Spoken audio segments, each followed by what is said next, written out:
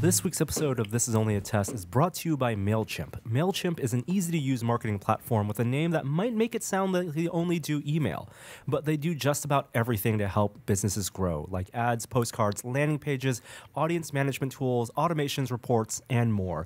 You can say MailChimp grew so much they outgrew their name, and their marketing tools can help you do the same. Go to MailChimp.com to sign up for free and see how MailChimp can grow your business. MailChimp, they do more than mail. Who's ready for a podcast? For Thursday, November 1st, 2018, This Is Only a Test, the official podcast of Tested.com.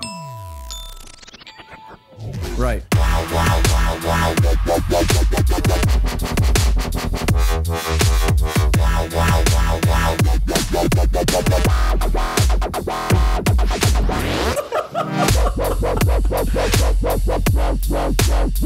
Look at that fucking squirrel on my bird feeder. And then, suddenly, the Enterprise D's bridge. That intro couldn't be even more appropriate. I don't know if that's ever been more appropriate. You guys have been trucking on Gary's laugh for a really long time. Is that me laughing? Yes. That's you laughing. That's what you sound like. Ladies and gentlemen, it's a different kind of show today. It's Norm is out on daddy leave. It's still no daddy, still no baby, but he is out ready for baby. Kishore is otherwise occupied. So sitting in the two chairs beside me, we have some very special guests. You'll recall the person who named this very podcast. I don't know if I could call it a name, really. Tested founder Will Smith. Hi, I'm Will. VR entrepreneur. Something like that. Welcome back to the show. Thanks, Jerome. And to my right, author, screenwriter, comic book writer, Raconteur. Podcaster. also former co-host of this show, Gary Whitta. Yes, thank you for having me back. I'm really glad you're Feels like here. a homecoming. Really. It's a completely different room, completely different show. But, you know, Everything's changed. Have you except ever? the people, which is all that really matters. That's true. Have you ever podcasted from this room? Yes. You have been here. I have been in this room, yes. Okay. Only one time before. Was it blue? Yeah, I don't think it doesn't seem like it's changed that much. Okay. I remember this place. But Okay. this is only my second time at this location. It's November 1st, which means last night was Halloween. And I'm hungover. for the first time in a while, we have a bunch of dads on this podcast. Yeah. Which couldn't be more appropriate with Yeah, Norm. it's an all dad Registered edition. trademark, Off by the to way. make a this bunch happen. of dads. So how was Halloween for you guys? Well, we shared Halloween. Yeah, we went trick or treating in. Will and I both have daughters roughly the same age. They're more or less besties. Yeah, they're BFFs. Yeah. And so we went trick or treating last night in Will's suburban neighborhood, which is Trick or Treat Central. Yeah. Really? We've been trending back up. So what happened was when we first moved there, I would give away probably 8 or 10 pounds of candy a year, and then all of the teenagers went to college, and they stopped coming to get candy. But now the teenagers are starting to have kids, so we're back into like the 3 and 4 year olds. So it's the grandparents' So kids if there's are a major trick-or-treating in the teenager neighborhood. contingency in your neighborhood, it's not just the little kids. Well, now it's mostly little kids. Now For a it while is. it was all teenagers, but those teenagers have kids now because it's been like 10 years since we moved there. Wow. It's pretty good. They shut down our street in, That sounds in great. San Francisco. Like the cops are there with their motorcycles, and they block off more and more every year. Like riot cops to keep the kids under control? No, thankfully they're handing out stickers to the kids. Oh, that's nice. They're just trying to keep the cars out, Oh, okay. Which- I approve. which we appreciate because I approve of that because even in a quiet neighborhood like Will's, there's always cars driving around, and you worry about kids at night, darting out into the street and stuff like that. Well, yeah, and all those kids in the Darth Vader costumes, and Yeah, they're black as night. Yeah, they're Kylo Rens. They're all black on black on black. They're invisible. These young people with their Kylo Rens. Yeah, Did you guys dress up? yeah. Who were you? I was Wreck-It Ralph. Rock on, dude. Yeah. Are you just betting on that sequel? Man, it's coming. Yeah. Well, the kiddo wanted to be. She was Fix-It Felix. For the longest time, you hadn't seen Wreck-It Ralph. Still haven't seen it. Still haven't seen it. You're missing out. I'm going to see it though because I want to make my kid's going to demand that we go see the new one. Yeah. And so I need to be up to speed. You should. I think it's one of the better of the Disney Animation Studio films. I'll get around to it. I agree. And it's for you. I mean, I don't know why you haven't seen Yeah. it. It's just one of those things. I didn't see it when it was in the theater. I missed it, but I'm definitely going to see it. I'm gonna run it on iTunes and I'll check it out. Did you dress up last night? No, every year I tell myself this is the year that I'm going to dress up. Last year dressed I did up last actually. year. I was Mario. I was Super Mario. My wife and I were Mario and Luigi, which is not the most inventive way to go, but nevertheless, You know, I've got the right body type for Mario. It fits. I don't need the fake stomach or anything. The stick-on mustache was It fits good. right in there. Yeah, it worked. You know, everyone knows who. Mario. Everyone knows who you are. Jeremy, did you dress up? I was a sorcerer last year, and I was the same sorcerer this year. And Is that like your go-to? yeah, because it's easy. Like I have this nice cloak. It's whatever. It's a $30. Is it a bathrobe? Halloween cloak. Okay. But what I did was I made a staff. I took a walking stick and I made this 3D printable UV reactive staff top to it, Of course you did. which has a blacklight flashlight inside of it.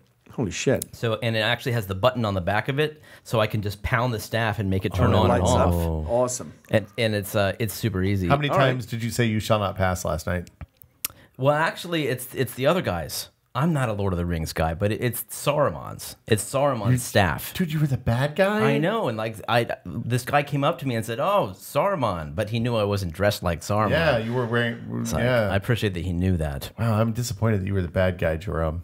Yeah, I'm not the bad guy. I'm just a guy. Like I just wanted a staff top. I don't know who even Saruman was. You're you're on the good guy side or you're a bad guy. That's how it is. Back to Mario for a second. Years ago, when my son, who's now 11, was probably just getting into Halloween, we both dressed up as Mario, and some people got it. Like, Oh, so he was Baby Mario? and I'd had the mushroom. Yeah. Was it Baby Mario or was it pre-mushroom Mario? Yeah, that's right. That's all that's it is. a- It's like little and big Mario. We saw Baby Mario and Baby Luigi yesterday. They were in like a lot of Incredibles yeah. families. That's very popular. Yeah. One of the residents who opened their door to us was dressed up like the new female Doctor Who. Oh, I And missed she that looked, it was one. a great outfit. Yeah, she looked really. She had the wig, the blonde wig, and everything. She looked really good. There were some unruly teenagers as Riverdale cheerleaders. Like Yeah, a so pack some of them. Riverdale vixens. Yeah. Let's see. What else? And I'm gonna guess a lot of Fortnite kids, but I don't know shit about Fortnite. Like 100 kids who dress up like Fortnite characters, and I wouldn't know that was what that was. We saw an I'm just inflatable assuming. dinosaur flossing, which is almost certainly a Fortnite thing. Okay. What? Yeah. A floss? I just assume that if it's a costume I don't get, it's from and a kid's Yeah, wearing it's from Fortnite. The flossing dance where you have the towel between your legs. My or something. son I was don't know. Soldier 76 from Overwatch last year. That's pretty good. That was successful. Yeah. Very I recognizable. like the Overwatch characters. Yeah. That's good for cosplay. It was fun last night because we had one of my daughter's friends from school came with her little brother too. So we had a 3.5-year-old who was just kind of starting to get the trick or treating for the first time. Yeah. And he was very, very well. Like once he figured out that all you had to do was walk up and bang on the door and say trick or treat, and people would give you a fistful of candy.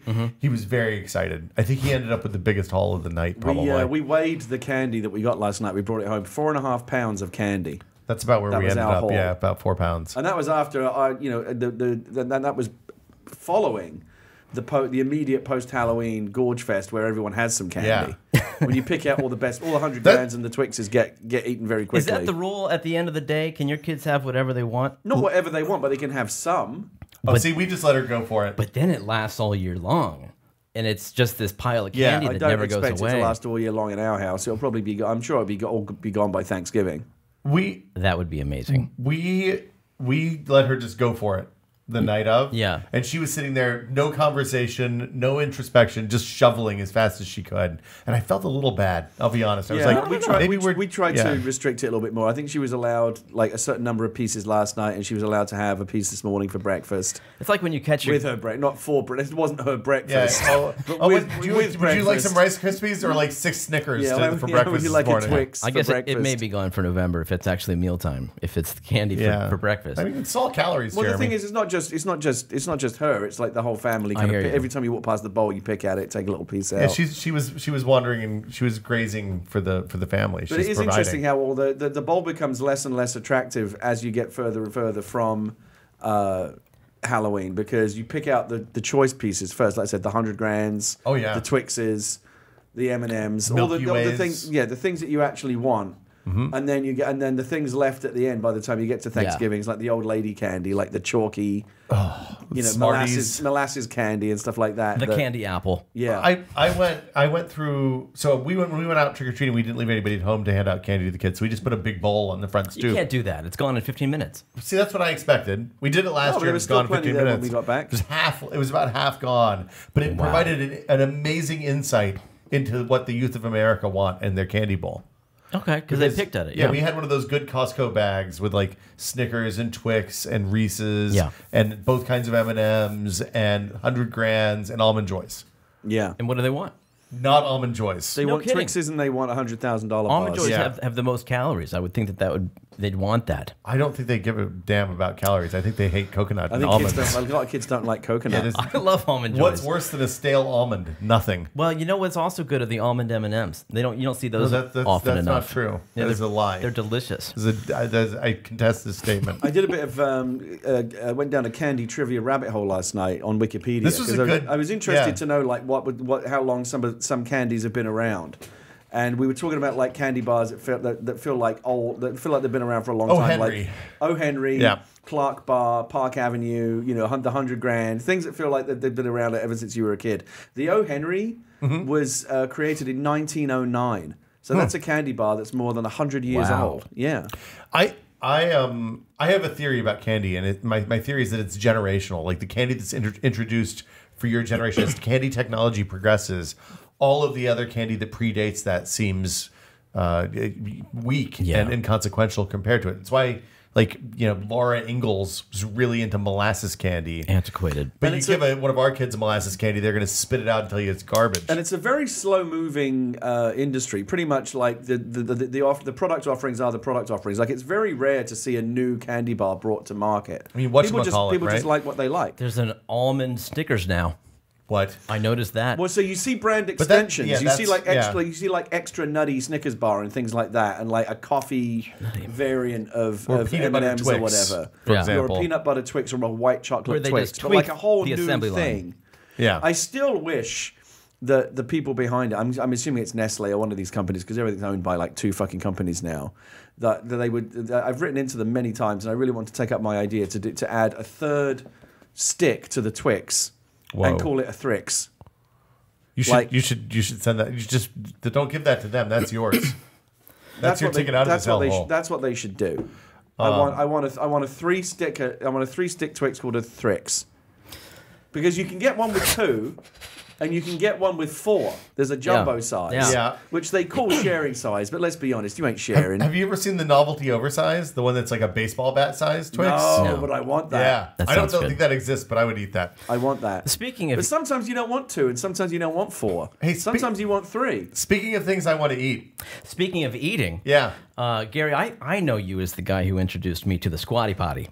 On Twitter, but still gets a lot of use in our house. That's not where I thought that was going to go. I swear, no. Speaking of, I want to know where this segue is going. I'm not Norm, right? But the segue is coming. But most people probably know you as a screenwriter or author. Yes. So you've become quite the prolific author. I met you when you were the editor of PC Gamer. You were my boss for a few months back in his peasant days. Writing there, and now you've come back to it. There's a book sitting on this desk. Yes, it says "Resist" at the top of it. What is this book? So part of the reason why I'm glad to be here today is, well, any excuse to come back to the Tested podcast. I'm very happy about that. I think that's true. But there is a new book out today that I'm excited about, and I wanted to have an opportunity to plug it. We'll get this out of the way real quick. If you want to just for people that don't want to hear about this, I guess they can just press the jump forward button on their podcast app. We're all in. Real quick. So it's called Resist. 27 new science fiction stories on the theme of rebellion, revolution, resistance, fight the power, fight tyranny, things like that. Kind of rebellious and revolutionary science fiction from 27 authors, Hugo winners, Nebula winners, New York Times bestsellers. Really, really good science fiction anthology. And I wouldn't usually be so mercenary about pimping it, but I don't make a penny off this. All of the money from the sale of the book is going to go to the ACLU, the American Civil Liberties Union. So it's all a big charity project. It's actually a good cause. Yeah, not your normal help the kids business. Trying to do something positive. Trying to give some money to a good cause. So if you buy the book, there's a paperback which Jeremy has right now. There's about $13. There's an $8 Kindle ebook. Some of it reads like a screenplay. Well, there's a couple of stories that are done in the form of like interview transcripts. Okay, they're kind of high concept, but most of them are pretty kind of straightforward. Science fiction short stories. I like a good sci-fi anthology. Who's in this? John Scalzi. You got a Scalzi. You got a Hugh Charlie Howey. Jane Anders. We've got a Hugh Howey. We've got a Daniel Wilson. Yeah. We've got Lee Alexander. We've got Laura Hudson. Madeline Rue. Sarah Kuhn. Madeline Rue. Beth Revis. All original? Or I think about I think about 20 of them are original, and seven of them are stories that have appeared before in sci-fi magazines and things like that. But most of the stories are brand new. This is great. That's awesome. So we're really proud of it. It's a really good story. It's a really good book, and you get to get a really cool new science fiction anthology. One of the stories in there, one of the new ones, is actually being submitted for a Hugo Award because it's that good. I won't tell you which one it is. You can read it. What's your favorite story in here, Gary? There's a bunch that I'm like. There's one in there called 3 Stories About Billy Granger, which I really like. I like the and title. I highly recommend all of the stories. But that might be my personal favorite. They're all really good. John Scalzi has a story in there called The Tale of the Wicked, which is really good. Lee Alexander has one called The Processing that I really like. Hugh Howey has a story called The Blast that I really like. There's one called The Venus Effect, which is mind-blowing. And I strongly recommend you read all of them. And like I said, the good thing about it is maybe, let's say that you've been listening to this, I like the sound of this book. This sounds like my kind of cup of tea. But I don't really like Whitta. I don't really want to line his pockets, which, I can identify with that. I would totally understand that point of view. It's hard for me to argue with that. So, but you can buy this book without any fear of me making any money off of it, because I don't make a penny. And all of the authors, all 27 authors, wrote or donated their stories for free. And That's awesome. You in fact did not write one of the stories in here. You Trust me, editing all 27 stories was work enough. But Hugh, who is one of my co-editors, did write one of the stories, and it's really good. Hugh writes a banger of a short story. And he's got a great one that he wrote especially for Resist. So I'm going to need to tell you how to find it, because if you just type the word Resist into Amazon... It's not there? Yeah. No, well, you'll get like a million things. Okay. So the easiest thing to do is, rather than be rattle off some like long link, no one's going to write that down. Yeah. Just do Resist Whitta. Which is good advice. I do that all the time. Good advice every day. For everyday life. But if you type in Resist Whitta, it will pop right up. There's a paper book, and there's like I said, the Kindle version just came out today. It's brand new. And all of Amazon's going to take its little cut, but everything left after that goes straight to the ACLU. Nice. So if you want to buy a cool science fiction book and give some money to a good cause, this is the way to do it. What does the ACLU do, Gary? You know what? Here's what I'm going to do. Well, I'm not going to read the whole thing about it. There's a page inside about the ACLU, but you can go to aclu.org and read more about that. But the whole point of the ACLU is basically to defend and protect the Bill of Rights. All of our rights and freedoms that we enjoy as Americans, and which are perhaps arguably more under siege than ever now. The ACLU are constantly out there in court fighting for our rights and for our civil liberties, and they do a great job. It's a very worthy cause, and their lawyers and their attorneys and their advocates are out there constantly fighting for the rights and freedoms we all believe in as Americans. And so it's a very worthy cause, and I hope you'll buy the book and in the process donate some money to the ACLU. # Resist Whitta. Is there an audiobook? There's no audiobook yet, but we might actually we may well do one. We'll see. I'm available if you need somebody to record that. You would actually have to read this book, unfortunately. I mean, I like we reading. still like to promote reading around here rather than having books read to you. I'm all for reading. Having stories told to you is the oldest way of telling stories. I'm not the hugest fan of audiobooks. It's just not my cup of tea. Are you here to promote anything?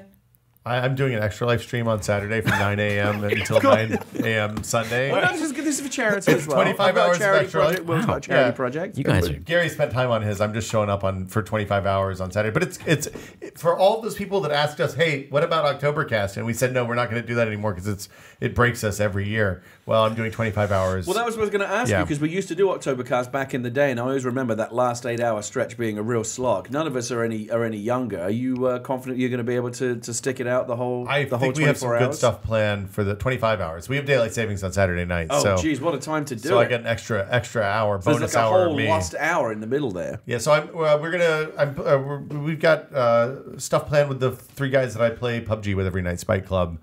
And we are going to do a bunch of 3-4 player goofy stuff. I think we'll probably have some Jackbox Party Pack games in there. We'll probably play a little Human Fall Flat if you want to watch some weird jiggly physics games. I do like the Jackbox Party Pack games, and they're great to stream on Twitch because people at home can play along as well. You can play along with us, and we'll need that at 3 o'clock in the morning. How do they play along? Like they can't actually play along. Yeah. They get a URL, they put it on their phone, and they can like vote along with us. Wow. So the that's audience why it's a gets very popular game for streaming. That's cool. It's very good. That's the You Don't Know Jack guys, right? Yeah. Oh, they were all it all started with You Don't Know Jack, but now they have a bunch of different games. Jellyvision? And there's a new Jackbox that just came out. They're Chicago Or it's company. coming out. Jackbox 4. Yeah, they're a Chicago company. It's the same. Some of the same guys who make Live from the Magic Tavern are Jackbox folk. They're good guys. They are good folk. Good. I used to team, be good such team. a huge fan of You Don't Know Jack. They used to have an online version of it with a new game every Corky day. Masterson. Oh yeah, I love Cookie. All Cookie. those fake commercials at the end. I sat through all The of them. best. Loved that game. Oh man, I'm not a software update now. Chicago people are funny people. Speaking turns of out. software updates, Yeah. let's Next get time to we get together, let's play You Don't Know Jack. let's I'll do do that. that. You think it holds up because it's all pop culture? Well, I mean, it holds up. I don't know if we do. Yeah. TKO is my favorite. I was going through I was looking online at a bunch of celebrity Halloween costumes yesterday, and I didn't know who most of the celebrities were. Okay. People that the young people are into. I wonder if anybody dressed as Tim Cook.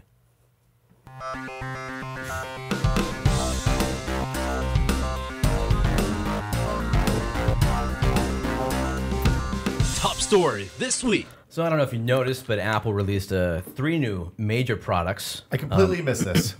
Yeah, well, you actually did. You didn't watch this I at didn't all. watch the Did they thing. live stream it? Because I didn't see it until after the fact. Well, they I live saw streamed- somebody tweeted a picture of a new Mac Mini. I'm like, oh, I guess Apple released some new stuff. Like 4 people watched it. No, dude. That's what I heard. You know they're usually out here on the West Coast, but this one was in Manhattan, and they but, did it. sometimes they just drop new products on the website. That's true.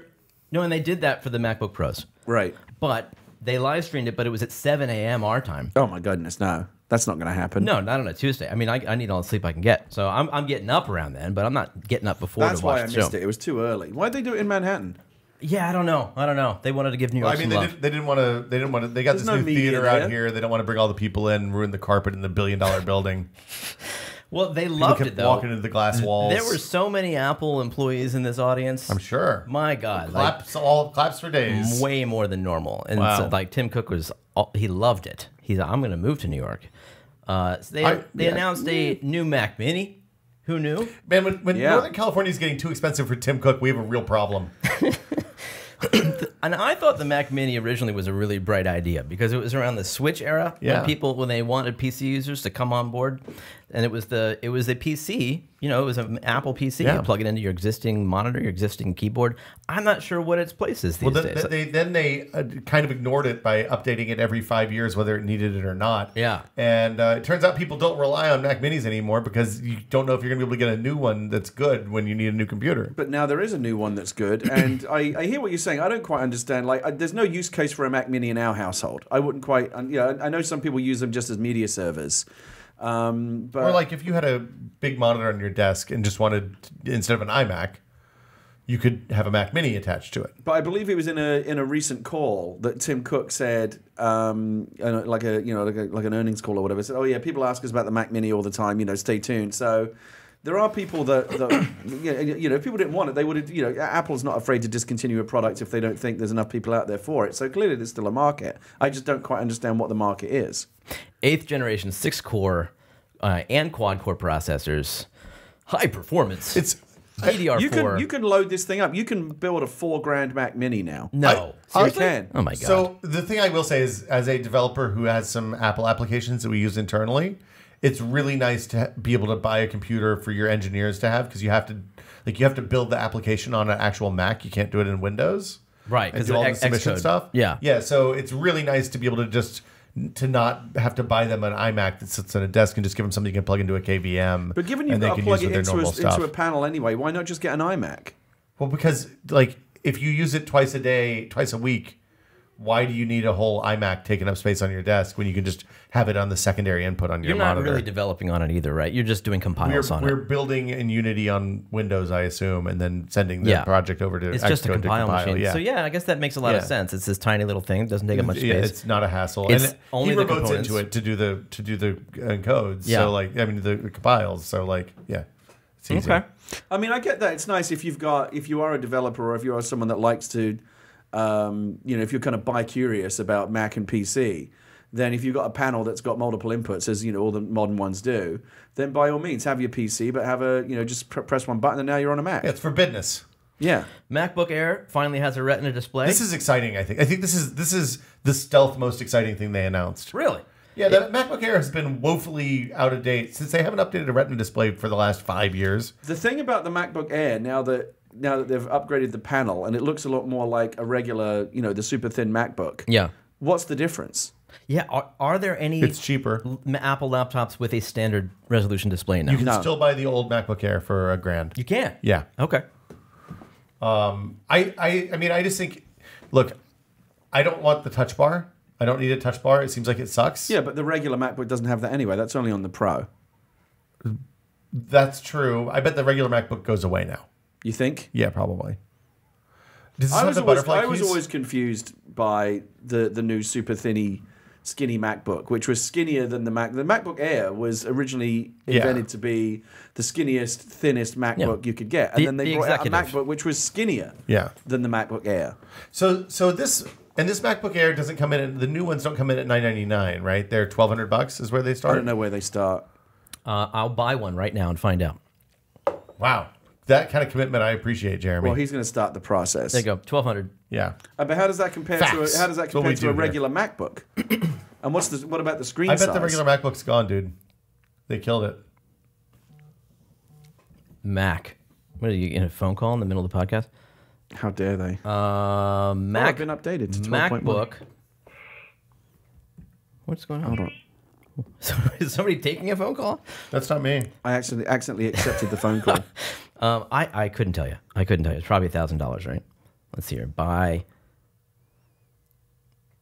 It is no what? It's $1,300. See, what's the Okay. there's barely any difference between So these two it's a $100 SKUs. difference. Yeah, I couldn't tell you.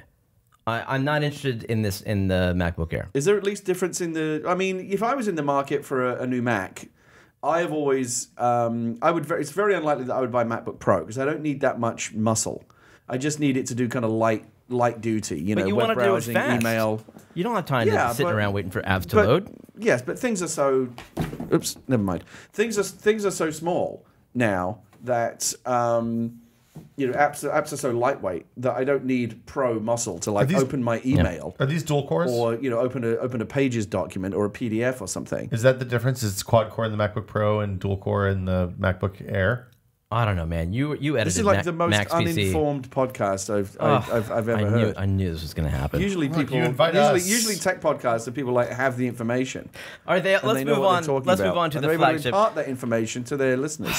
I love a good iPad. Is there anything on that front, Jeremy? So the new iPad seems like the flagship announcement of all of these things, Exactly. right? Yeah. Let's talk about that because I think there are some clear. I'm very unclear about what the Mac Mini who that's for. I'm very unclear as to who the MacBook Air is for as compared to the regular MacBook.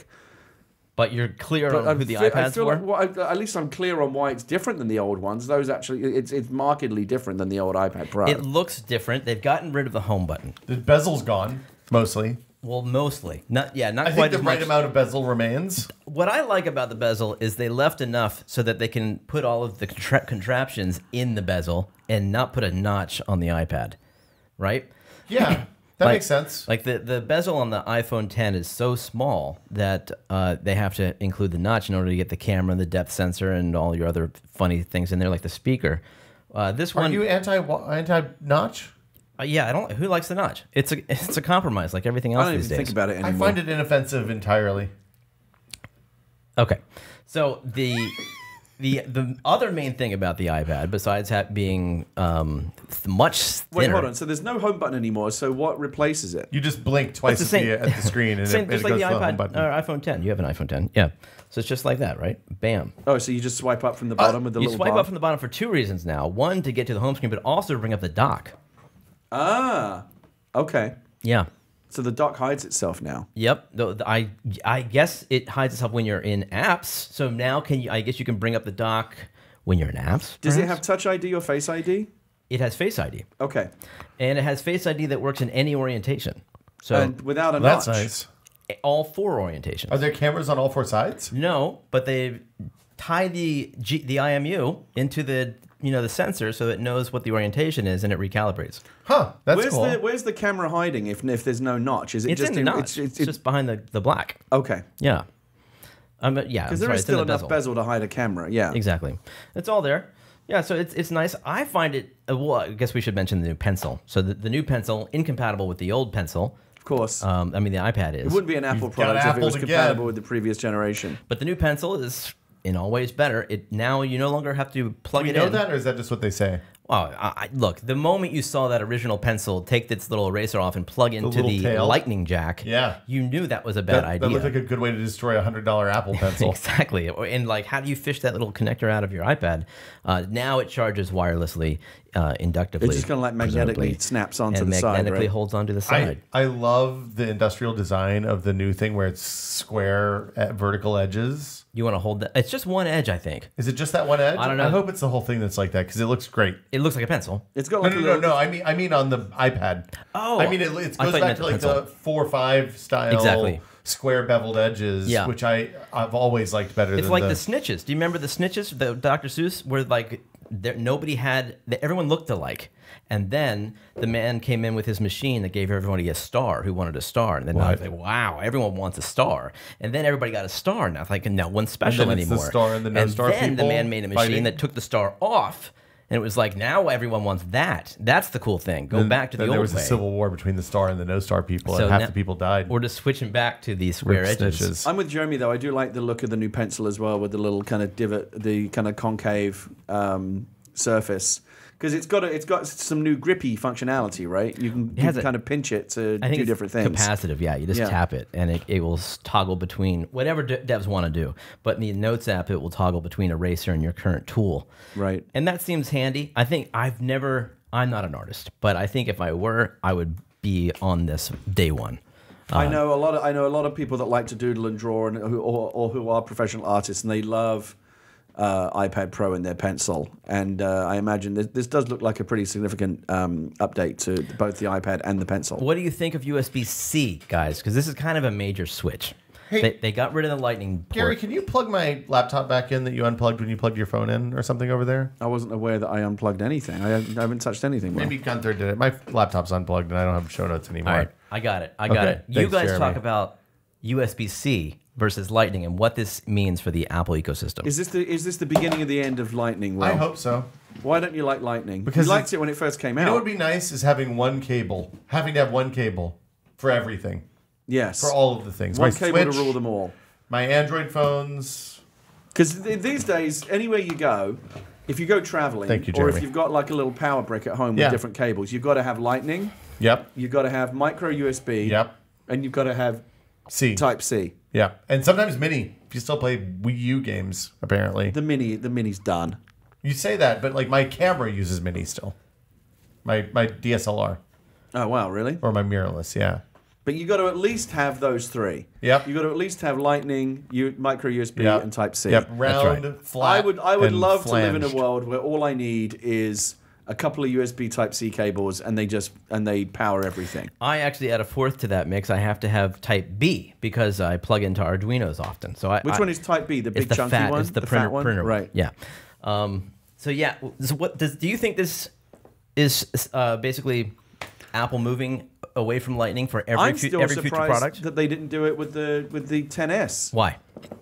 Because isn't it just all around a better connector, faster power delivery, more ubiquitous? Like you can actually use it for other things other than just Apple products. I mean, I know Apple don't really care about that. Yeah. I mean, there's EU requirements that they have to use micro C or a micro USB so they have or an adapter. So yeah, like I think it's a good thing to change to get off of proprietary standards. And is this it? Are we seeing this every future product? There's weird things that come with this. Like theoretically, you should be able to take a USB-C hard drive and plug it into the iPad, but that doesn't work. That's a thing you can't do. Well, so it doesn't remains support to be mass seen. storage. Did they talk about why they went to USB-C? Usually, when they make a change like that, they give you some explanation. They didn't, other than to say that the new functionality that it provides, allowing you to, I don't think it's power, but it can drive an external monitor. Yeah, right. Which is, I mean, they had an HDMI dongle before. Is this any different than that? Is this just it now works native? Now you don't have a dongle. Now it's native, yeah. Right? So it's not that huge of a thing. But the interesting power aspect is you can charge iPhones from it. Yeah. So it's like a battery pack. Okay. Which, I mean, I would assume the battery size in the iPad is what, like 4 or 5 times? Yeah. I mean, yeah, at least. I mean, honestly, the thing I'm most excited about is having the swipe up on the iPad. Because I stopped using my iPad 2 when I got an iPhone 10, Air 2, because hitting the home button annoyed me. Because you got used to the iPhone 10? I got used to using the swipe up, Yeah, I've been doing that too. And it still comes in the now familiar iPad Pro sizes, right? Regular and jumbo. There's like that jumbo size iPad it's the old Pro. 9-inch size now has an 11-inch screen, and the old 12-inch size now has a 40 billion-inch screen. They look really sexy. Like I can't wait to go to the Apple Store. I'm going to go to the. and try one. I'm not in the market for one. I've got one of the older iPad Pros, and I just use it as a kitchen countertop media player, and to do other little bits and pieces as well. I have the pencil, but I never use it. But I think, for artists and people that really do use the full functionality of the iPad Pro, this is a great upgrade. I really like just the ability to sketch. And they showed full-fledged Photoshop running on it. I mean, they really want you to start thinking of this as a productivity tool more than ever. That it is a replacement for your laptop. Yeah. I'm just really excited as somebody who didn't buy a first-gen iPad Pro or a first-gen pencil that finally, for the first time in my life, I don't feel raw when Apple does backwards compatibility and abandons a relatively new product. Because the iPad Pro is, 2 years old now? I don't know. Yeah, that sounds about right. Presumably it's going to continue working. Yeah. Nothing's changed there. But the pencil not being a thing that goes forward is a little bit disconcerting. Do you think you could off of it, give up your if you had to give up your laptop and live off of an iPad Pro with a keyboard? I can't because I do VR stuff, but if I didn't do that, then I could. I mean, it'd be a real pain in the butt. It really would. And I don't know. The iPad I prefer to use is the Mini, and they're still carrying the 4. There's that's just steady. It's been out for years. They haven't updated it. Yep. I don't know if I want to carry a larger iPad around and if I could really live on it. Maybe with that keyboard, maybe. But I just don't know. I feel like Apple wants everyone to move towards the iPad Pro. They're saying it's more powerful than 90% of laptops out there because they want to own the whole ecosystem. And I think that they probably don't like that macOS is an open platform. Yeah. It is essentially like a Unix platform that anybody can develop for and distribute apps for, whereas on the App Store, on the iOS, they have a walled garden. They like their walled garden. They certainly do. And the keyboard still is those cloth keys. I have a friend who's, admittedly, he's a professional writer, so he does probably more typing than most people, but he said he's worn out 3 of those. The keyboard on his the iPad keyboard Pro. on that smart keyboard cover is not great. If I had to use, if someone said to me like, okay, you again, I could do it because again, I have very kind of low calorie computer use. For me, it's email, web browsing. Would you hook up a better keyboard though? Yeah. So what I would do is I would just get the regular Magic keyboard, the Bluetooth, and Bluetooth it, and then I think I would be fine. I have a Logitech fold out keyboard for the Air 2 that I take on when I take it on plane trips and stuff, and I don't want to take a real laptop, and it's great. Like it works really well. It's got the good old style keys, and it works just fine. iOS 12.1 was released the same day. Will and I just updated it while we were on the podcast. Got to get that mango emoji. It also, there's a mango now? Yeah, what a game changer. You got to get that mango.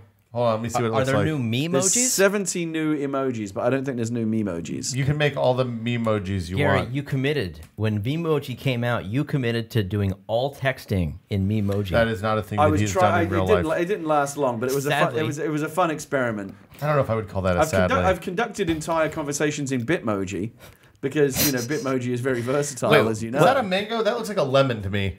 Yeah, it does look like a lemon. It's unripe. You typed in mango, and that's what it gave you? I typed mango, and it gave me something that looks like a lemon. What are some of the other 70 new emojis? I know there's a foot. There's a butt. There's a butt? Yeah, there's a butt. What's the butt look like? It just looks like a butt. So now you can do a butt and a looks poop. like a peach. Is it a naked butt? If you type butt, it gives you peach. Oh my god. And there's a chlamydia one. No, there's not. Stop it. Chlamydia emoji. Yeah, the chlamydia emoji is just like a person with a sad face scratching.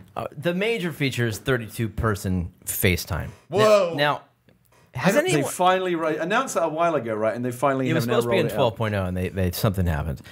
Now, presumably they can only get 31 people. Hey Siri, FaceTime everyone I know. Exactly. Like presumably Apple tested this internally, and like they've done a 32-person FaceTime. Yeah. But I'm sure they've done many. Who? That's how they do all their meetings. I don't even know 31 people. So I'm not quite. I could literally FaceTime everyone I know who has FaceTime and not max that out. I mean, I don't know if anybody's tried this yet. Have you updated Jeremy? We obviously should try it later. Yeah, but we're just 3 people. We got to get FaceTime Jeremy and Gary. No, we need Norm. We need everyone else. All right. No, don't call me on FaceTime right now. This is going to be terrible. It's going to. You're going to It's have just listening to you. No, Oh, wait. no, Ghostbusters. All right. So, Gary, how much do you think it costs to repair the new iPad Pro without AppleCare? Well, I guess it would depend on what kind of repair it would need. I think it costs $800. $1 million. $800, which is almost the cost of an iPad. It says $649. No. That's what I'm saying. So the iPad iPad itself costs $800. Okay. Oh. Let's say you total it. Okay. You need to get Back it repaired. the car over it. How much does it cost? Say you broke the glass. $649. I mean, at that point, you might as well buy a new one. I think that's their thinking. I think the idea is that you buy AppleCare.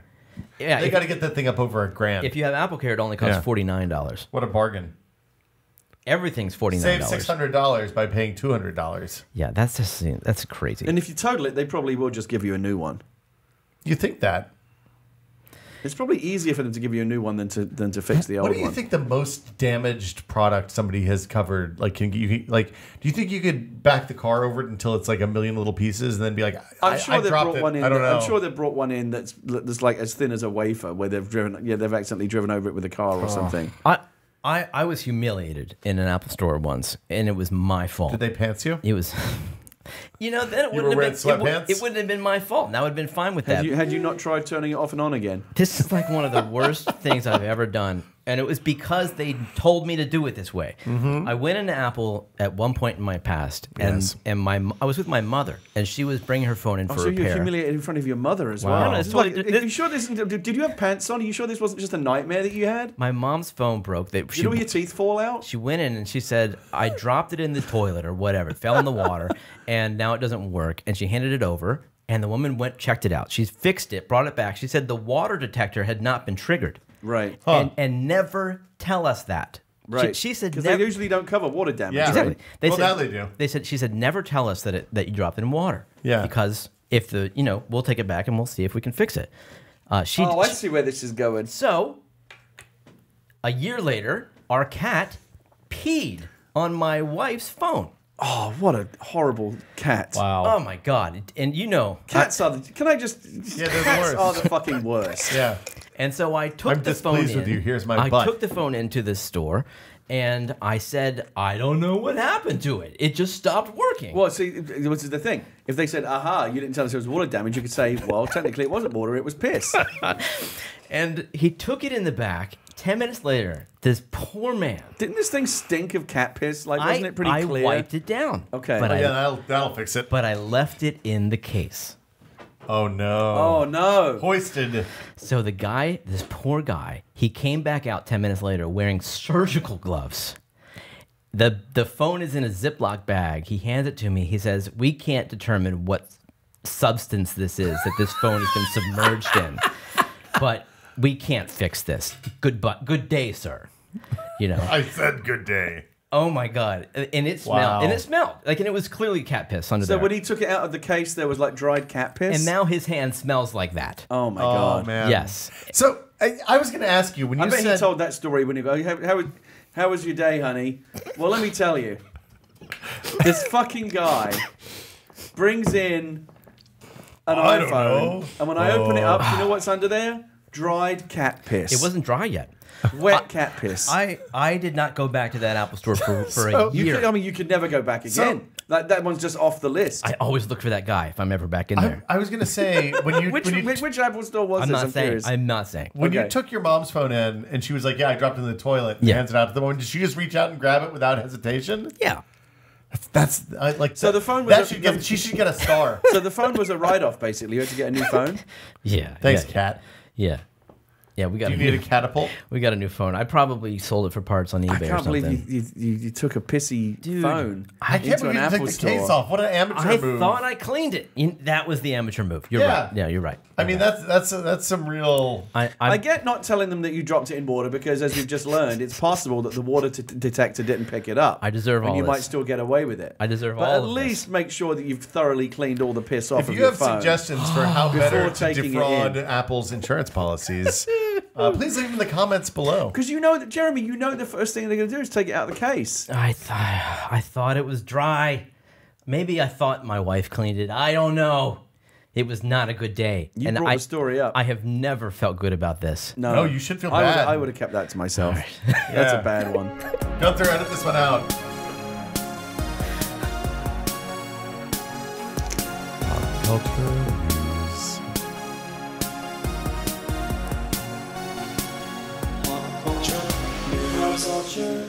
So, sorry, just to be clear, what? No, I'm not going to talk about the piss. Okay. What did we learn about the new Apple products in that previous segment? Because I feel like it might have been nothing. 32-person FaceTime. Right. It's expensive. Mangoes. You probably should Mangoes get, and butts. Probably you should. I don't think the butts are real. That was just a peach. Also, you should get Apple Care if you get an iPad Pro. Probably. Right. MacBook Air seems dope. And we don't know. And we don't know Jeremy hates why. it. And we don't know what the MacBook Air or Mac Mini's for. Go to no Business. But if you want one, you're that guy, and you know. I think it's entirely reasonable to not want a Mac Pro with the shitty touch bar. My wife's not happy about those Apple updates, by the way, because the one thing that we really need, we have two iMacs at home. One big one, which is what I use for my main work computer. It's script writing, and then all of that stuff. Yeah, and then a smaller one, which is like the 24-inch, like the family computer that's in the living room.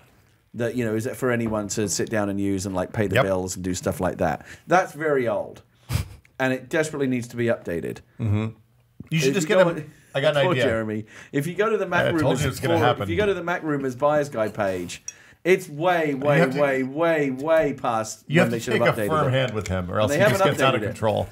All I'm saying is I want a new iMac. Yeah, you would just get a Mac Mini and plug it into the old iMac. You'll be fine. I don't know if that would work. It used to. They did update the MacBook Pros. They got to be new iMacs in the queue. That's the last thing left for them to do. They've got to do it. Well, this has been pop culture news. But that'll be one of those things where they don't make a big deal out of it. It just, you go to the website one day and goes, oh, hey, there's new iMacs. Yeah. That'll be it. Yeah. Sorry, Jeremy. I didn't mean to hijack the... I know we wanted to move important. They run a tight ship over here now, Gary. It's not like the old days. It's not just yelling about raccoons biting you in the groin all the time. Those are some good days. So there was a video game that came out on Tuesday called Red Dead Redemption 2. Yes. And never heard of it. I don't know. It's by some rock stars. No. They just say they're rock stars. People that make energy drinks? Yeah. They're into video games now? I played the first one when it came out because I was working on a PlayStation thing then. I was working on PlayStation Core with Veronica Belmont. Yeah. Back at I remember that. Yeah, it was good It was times. like a digital magazine. Yep. And it was a good game, and people liked it, and the horses were very realistic. I have not played the sequel, but I understand it's sold well. Well, so there's a lot of stuff going on with the sequel. Because there was a controversy, because the Housers, the people who run Rockstar, did an interview in the weeks leading up to its release and talked about how they were working 100-hour weeks to make it good. Yes, no good. And people, rightly, were fairly upset about that. There was a bit of a backlash to that. Yeah, that's not it's not an appropriate sentiment in a world where you're probably only getting paid to work 40 hours each week. The game, however, didn't seem to impact sales at all. The game seems interesting. I wouldn't have expected it to. Yeah, no. The sales of this game, I mean, was it like 725 million or something? It outdid the last two Star Wars films and Infinity War combined. Yeah. Insane. Well, I mean, you're paying when you buy a game, you're basically buying 6 movie tickets in terms of your outlay. Yeah, $10 for a movie ticket. I think movie tickets are $20 now, Gary. Oh, maybe they're like but it's a multiple factor. You don't have to. It's not like like a movie couldn't possibly have a $725 million open. There just aren't enough seats. But as the cost goes up, you expect demand to go down, and so the fact that demand holds steady. But not for this game. I think. I mean, everyone kind of went, "Wow, that's a big number," but no one was really that surprised. It's Red Dead Redemption 2. People were waiting a long time for this game. From the people who brought you Grand Theft Auto, they literally. It seems like they spent maybe $1 billion making this game. They spent an insane amount of money making this game. Ton of people for 5 years. Yeah. It has scored a 97 on Metacritic. I don't care about that. It's basically hundreds across the board. Well, I contributed $100 to that $725 million total because I went and bought the Ultimate Edition. Boy version? Yes. What does that come with? Well, so there's 3 editions. There's the regular, the special, and the Ultimate. The special edition has a bunch of different story content and some online stuff. That's what I bought. And then the Ultimate one has all of that plus additional online stuff. You got GTA bucks. Yeah, I've got some rootin' tootin' dollars. Yeah. And I haven't had a chance. To my eternal shame, I haven't had a chance to play it yet because I was away out of town when it came out. And since I've got back, I haven't had that because I don't want to just like, oh, I've got an hour, let me stick this on. Like, I want to really, like, you know, it's one of those things where you turn off your phone, close the curtains, you've got at least 3 solid hours to really kind of get into it. And that hasn't happened yet because we're still working our way through a couple of Netflix shows that we're finishing up, some Halloween stuff that we got into. And my wife's still finishing off Assassin's Creed Odyssey. And apparently, as soon as she's done with that, though, it's going to be all Red Dead all the time. Apparently, the game does not necessarily respect your time to that in that sense. Well, it wants you to get immersed in the Old West. Oh, yeah. And I want that to happen. Well, it takes time to do that. I want to go back to old-timey Wild West. So I played up until the part where it becomes an open world game, which is like 2, 3, 4 hours, something like that. Yeah. And it starts you off with a very cinematic experience. Like your gang. I don't think this is. I don't want to hear any spoilers. Okay. Well, this is going to make this challenging. You start off in a snowy place, and some stuff happens, and then some other stuff happens, and then you get to the part where it becomes an open world. And See, I didn't want to know that stuff happens. That is too much detail. Pretty. It's very pretty. Yeah. What are you playing on? A PS4 Pro. Okay. I got the Xbox One X version because I did a little bit of... how much better does it look? Norm watched the entire 30-minute Digital Foundry comparison video. Oh, God, that sounds horrible. And their conclusion... Well, not for Norm. You know, he loves this shit. Norm's conclusion was, or Digital Foundry's conclusion, which Norm relayed to me, was that the Xbox One X version is it's kind superior. Of deep insight that we bring you which we all know because the Xbox One X hardware is superior to the PS4 Pro hardware. Yeah, that's great. You should at least skim this video because it is remarkably better on the Xbox One X. That's fine. If he doesn't have a One X, what difference does it make? Why would I buy a One X? I can play all the Xbox exclusive games on my PC. No, it's all good. Yeah. I don't have an Xbox anything. I'd only have a PS4, and I'd be happy to play it on that. And I think if you're not sitting next to an Xbox One X, you'll probably think it's great. Yeah.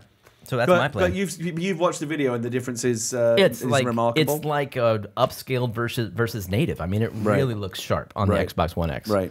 Way beyond the others. Is that a 4K or 1080p? 4K. Yeah, see, I'm only playing at 1080p, so it doesn't matter. Probably. You don't have a 4K TV yet? I'm playing on my computer because I was streaming it. Oh, that's I will be playing in 4K. On the big screen. On the LG. And again, I think this weekend is going to be the time where I can finally like put the kids to bed, turn off the lights, turn off my phone. I was going to say put the phone on the hook, but no, I'll take the phone off the hook. But nobody really does that. You don't have hooks anymore to take phones off. My phone just stops bugging me at 9 o'clock every night, no matter what I do. So my phone goes to do not disturb 9 o'clock. Yeah. Unless it's one of my super friends. My super friends never call me. No. Super friends. So one thing I will tell people if they're playing this game. There are a bunch of guides about how to fix the controls because the controls are traditional Rockstar terrible. Really? Like it is a game that looks like $1 billion and plays like about 35 cents. It has all the janky acceleration and stuff from the GTA games that make it hard to aim. You can go one of two ways. You can either make it work like a traditional first-person shooter where you have to aim yourself, or you can set it up so it just auto-aims and snaps onto everything. You just pull the left trigger to aim, then pull the right trigger to murder. That's what I will be doing. Yeah. There's also a gold cheat where you can get unlimited gold. If you can just Google this, and it's still working up until when Rockstar patches this. I don't think I want to jack the economy up in the game because it would make it less fun. I think. No, it would be a total cheat. I mean, it's back to this issue of your time. Yeah. So are you going to be getting into the online side? Yes, I am as well. I'm putting. Obviously, we won't be able to play together because we're on different formats. But I know Norm's getting on Xbox One X. Wait a minute. There's a whole like GTA Online. There's a Red Dead Online. There's going to be a lot. That's why I got the Ultimate Edition with all the extra. Because I don't know if it's rolled out at launch. I don't believe the Gary's online. paying to win. I think is what you call that. I mean, I got to do something. I can't. It's not going to happen via skill. So it can only happen via superior economic resources. They're rolling out the online thing next month. The thing I would say is that the game has a very languid pace. Like it starts slow. There's a lot of just riding your horse around. Yeah, and looking I want to play stuff. like a Terrence Malick video game. It opens. It's very reminiscent of like the opening of Hateful Eight, where you're just like there's just some stuff happening. You meet some people. The snow is great when you brush up against pine trees. The snow falls off of them. Fantastic. It's the horse's testicles are all the way up when it's cold. They're shrunk all the way. Yeah, that's good These stuff. cowboys are insane for riding ungelded stallions from work. Gary, I'll be very curious to see how deep you go in this game because, like me, I feel like you don't have the time for a 50-hour or the patience for a 50-hour game. I think it's a lot more than that. 100-hour game. I mean, so I'll be curious to see how deep you go. Depends. I mean, I often don't, but for the right game, I do. Like I 100% Spider-Man. Like Mass Effect, the Mass Effect games. I played them all to completion. I must have put 50 hours at least into each of those. Did you? The first Red Dead was a massive game. I played it to completion. Okay. Spider-Man isn't as massive a game, but I played it to completion. So if it's a game that I really like, I will. I'll go all the way. Are they linked 1 and 2? 2 is a prequel for 1. So it's unlike GTA, where it's just a different story every time. Well, GTA is the same universe with some overlap, but different people. Different locations. The thing I will say, they did one thing that is a beautiful, beautiful open world control change, which is that when you need to like loot places, when like you kill a bunch of people and you need to get ammo and stuff off of them, instead of having to walk up and aim your cursor at the guy and then press the button and then it does the animation, you just kind of hold down the loot button and walk around and he kind of bends over and scoops them up. So you don't have to do any kind of precision controls for that, which is really nice. I like the dummies mode. CBS All Access is bringing us a new Star Trek animated series, and it's so good, they've already ordered 2 seasons. It's going to be written by Mike McMahon. Yeah. When is this? Is this a 2020 season? Or is this of Rick and Morty fame? Yeah. I know Mike McMahon. He's a good guy. Is this 2020 or is this 2019? That's a fine question. Usually it's like an 18-month pipeline on new animation. Yeah. So if they just ordered it now, we won't see them until the end of 2020, which doesn't give me a great reason to keep my CBS All Access sub up. I am going to have to cave and get CBS All Access, aren't I? Not necessarily for the animated show, which sounds like good, but it's not necessarily the one that makes me push the button. The Picard show is the one that's going to make me push the button. That's it. I've been going back and watching old TNG. I've started at the beginning and just like when I finish playing PUBG at the end of the night, I'll fire up some TNG. Yeah, it's a good palate cleanser at the end of the evening, a classic TNG episode. It holds up so well. We watched the whole series with my 11-year-old, and he wants to restart it. So I just finished the first season, which is real rough. Yeah, but it's better than you remember, right? The first 2 seasons are rough. It's better than I remember. The thing that strikes me is how much just raw exposition there is in those first seasons, where like there's a scene where Picard's they're in the ready room, and everybody just goes around and tells Picard something, and there's no like conversation about what they like, whether these are the best outcomes. It's just like, okay, Tasha Yar says we're going to do this, and Worf says we're going to do this, and Beverly says we're going to do this. It's like, okay, go make it so. It just had a very rough feel to it. Like it had kind of a original series feel to it, which I didn't dislike. I like the fact that it kind of felt like of a piece with the originals. Like they weren't yet going to real locations. You'll know all the planets are just bad sets with the big kind of cardboard rocks and stuff. Yep. And that definitely feels floodlit skies. Yeah, and the kind of the back projections and stuff like that. But after when Riker grows the beard and when the new Starfleet collars come in, that's when the show starts getting good. When they move out of the jumpsuits for the A characters and into shirts and pants, everything starts to pick up. Well, speaking of TNG, the name of this animated series is Lower Decks, which is so exciting. Which is the name of a TNG episode. It's like season 4 or something, right? About the underlings on the Enterprise, the non-executives, including Wesley, the Chuds, and. It's one of my favorite episodes. It's great. Like I wanted more of that then, and now we're finally getting it. It's a capsule episode that just it all takes place with the junior officers, right? Yeah, exactly. So I think there's all the flunkies that have to do all the hard work, like fixing the replicators and stuff like that. It's a good premise, but is it going to go comedic? If it's Mike McMahon who writes for Rick and Morty and wrote a very funny book about a putative. Season 8 of Star Trek, which were all like kind of comedy episodes. Yes, it's going to be a comedy show. Is he the one that ran that Twitter feed? This S8, S8 and that got turned. So Star Trek season 8 that got turned into a book, and then Mike worked on Rick and Morty and has done some very funny episodes of Rick and Morty. So this is obviously going to be a comedy show. That's never been done. So are Trek fans going to... Not in an official Trek... I would argue that Voyager was maybe a comedy. You'd argue what? The Voyager was maybe a comedy. So are Trek fans going to embrace this as well as Star Wars fans have? I guess we'll see. We're about to find out if Star Trek fans have a sense of humor. Ah, that's exactly it, isn't it? And a few extra dollars. And like I said, even for Discovery, and I consider myself a Trekkie, I like Star Trek, but even for Star Trek Discovery, I balked at the prospect of paying for CBS All Access because I really resented the idea of having to pay a subscription for one show. I Because pay I'm not going to Hulu watch for fucking CBS. Big Brother. I'm Yeah. not going to watch Survivor. I'm not going to watch NCIS. What about Los CSI Miami? Angeles. Well, but I already get that on Netflix. Oh yeah. Anytime I have a CSI... Murder She Wrote. Oh, you get the Hallmark Channel. Designing Women. Don't care. Is there a new Murder She Wrote, or are you referring to the old show? I don't know anything. I don't ever watch CBS. They tried to bring it back. They tried to bring back Murder, She Wrote, but Angela Lansbury kiboshed it, apparently. What's the one with LL Cool J? Is that NCIS? That's NCIS LA. Okay. I like the fact that half of the shows on CBS are just six, like, NBTF QS.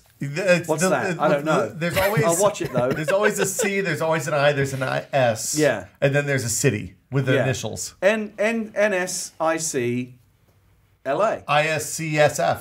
I don't know. Yeah. We should go pitch CBS. This is a good idea. CSIN NY. Okay. Yeah. I would watch that. Okay. Crime scene. Okay. Scene of the crime. Crime investigations of scenes for the Navy in New York. Okay. Crime scene. Scene of the. What about the CSI? The NCIS Iowa. ISNC. Nope. Yep. Nope. Okay. DC. Nope. So if you if you might subscribe to CBS All Access, Yeah. are you definitely? I'm definitely going to, because the Picard show is going to get me. That's it. Really? Yeah. That's all it takes. That's all it takes. I'm kind of with you on I that. said You're I gonna be wouldn't- hoisted by your own Picard. I said I wouldn't subscribe to a network for one show, and they said, well, what if it was a show with Picard in it? I was like, fuck, Shit. you got me. So You played the one card that could get me. Is this gonna be like Young Sheldon? Is it Young Picard? And then No, just it's proper. old It's Patrick Picard? Stewart Picard. Is he gonna be a detective? Usually, when you get to Patrick Stewart's No one age, you knows. come back Nobody with a knows detective what the show. show's going to be, No apart one from the knows. It's people in just the room. Dixon Hill. I'll bet you have all ideas. the time. Well, everyone. I mean, yeah, everyone. Yeah, but- and their dog has got ideas. yeah, but you're a writer. I liked the idea of him as a troubleshooting Federation ambassador. Huh. Like a man, who like a also man in solves black. archaeological mysteries in his spare time. Okay, yeah, Indiana Picard. And he goes into Dixon Hill for fun after that. Okay. I could do without any holodeck business. So are you all in then on the Disney subscription? I'm going to be Service. I'm going to be all in on Disney because I'm interested in the new content. They're going to have new Star Wars stuff. They're going to have new Star Wars television. You have They're a going to have new 6-year-old. Marvel television. Plus, I have a 6-year-old.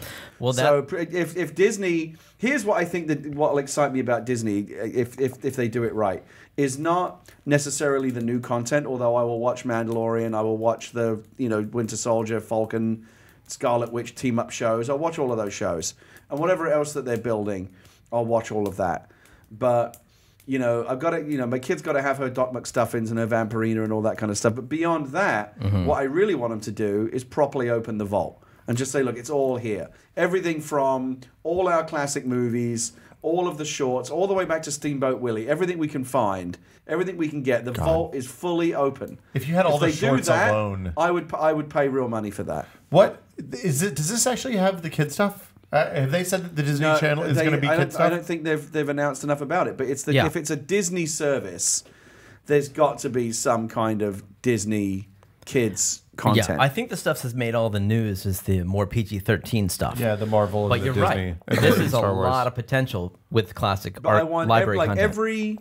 every Disney feature all the way back to Snow White. Yep. And then all the Mickey Mouse, all the Donald Duck, everything. Trace everything. Caballeros. You name it. Goof Troop, DuckTales, Darkwing Duck. Darkwing Duck, all of it. Song of the South. Maybe not We said Song of that's the always South. the weird one, right? Who knows? There's a probably, couple. Probably never on that one.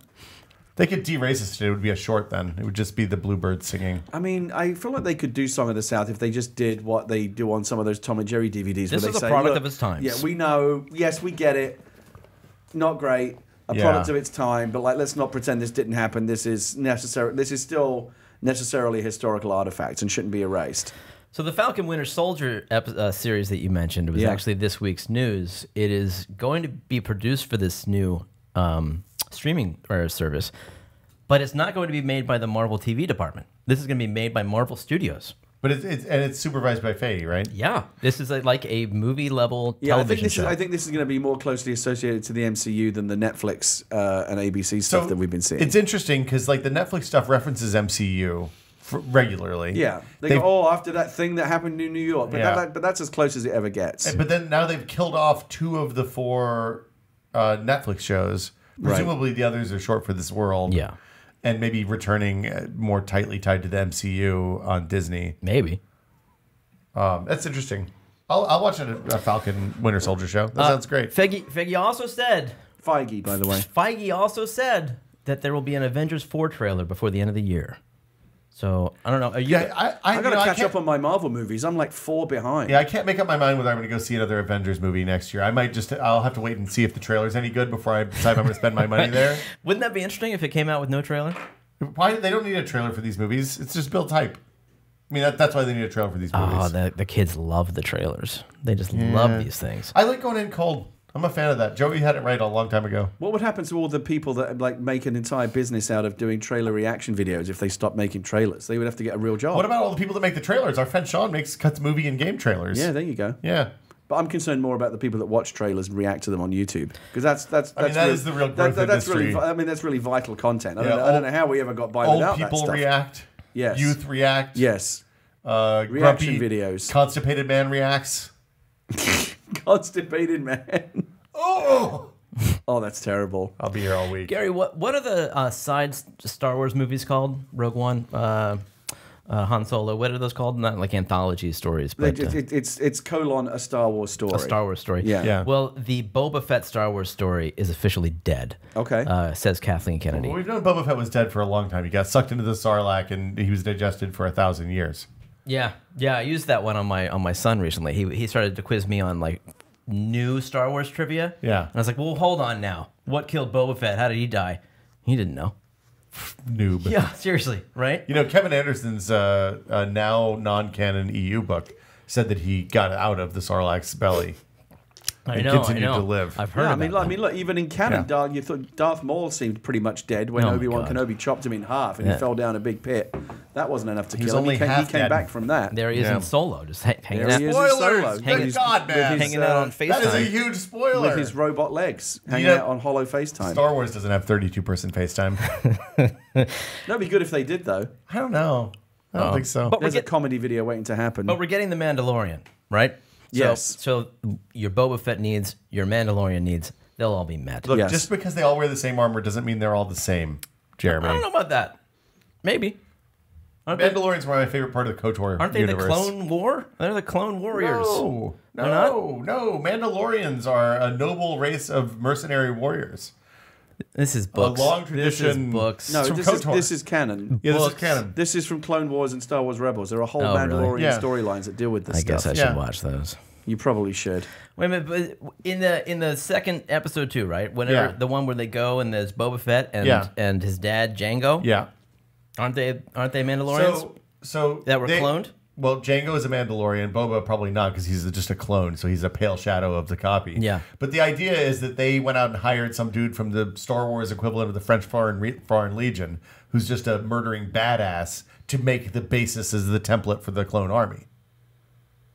It's just science, man. Yeah. Okay. So Django's a Mandalorian. Yes. But he's a part of an army that is not cloned, and they just took one of those guys and cloned I don't know him. if those guys are cloned or not. But Mandalorians and clones aren't the same thing, Yeah. if that's what Okay. you're trying to That get is- that's to. my well, the question. clones are made off of a Mandalorian. Mandalorians are very much their own race. They come from Mandalore, and it's Yeah.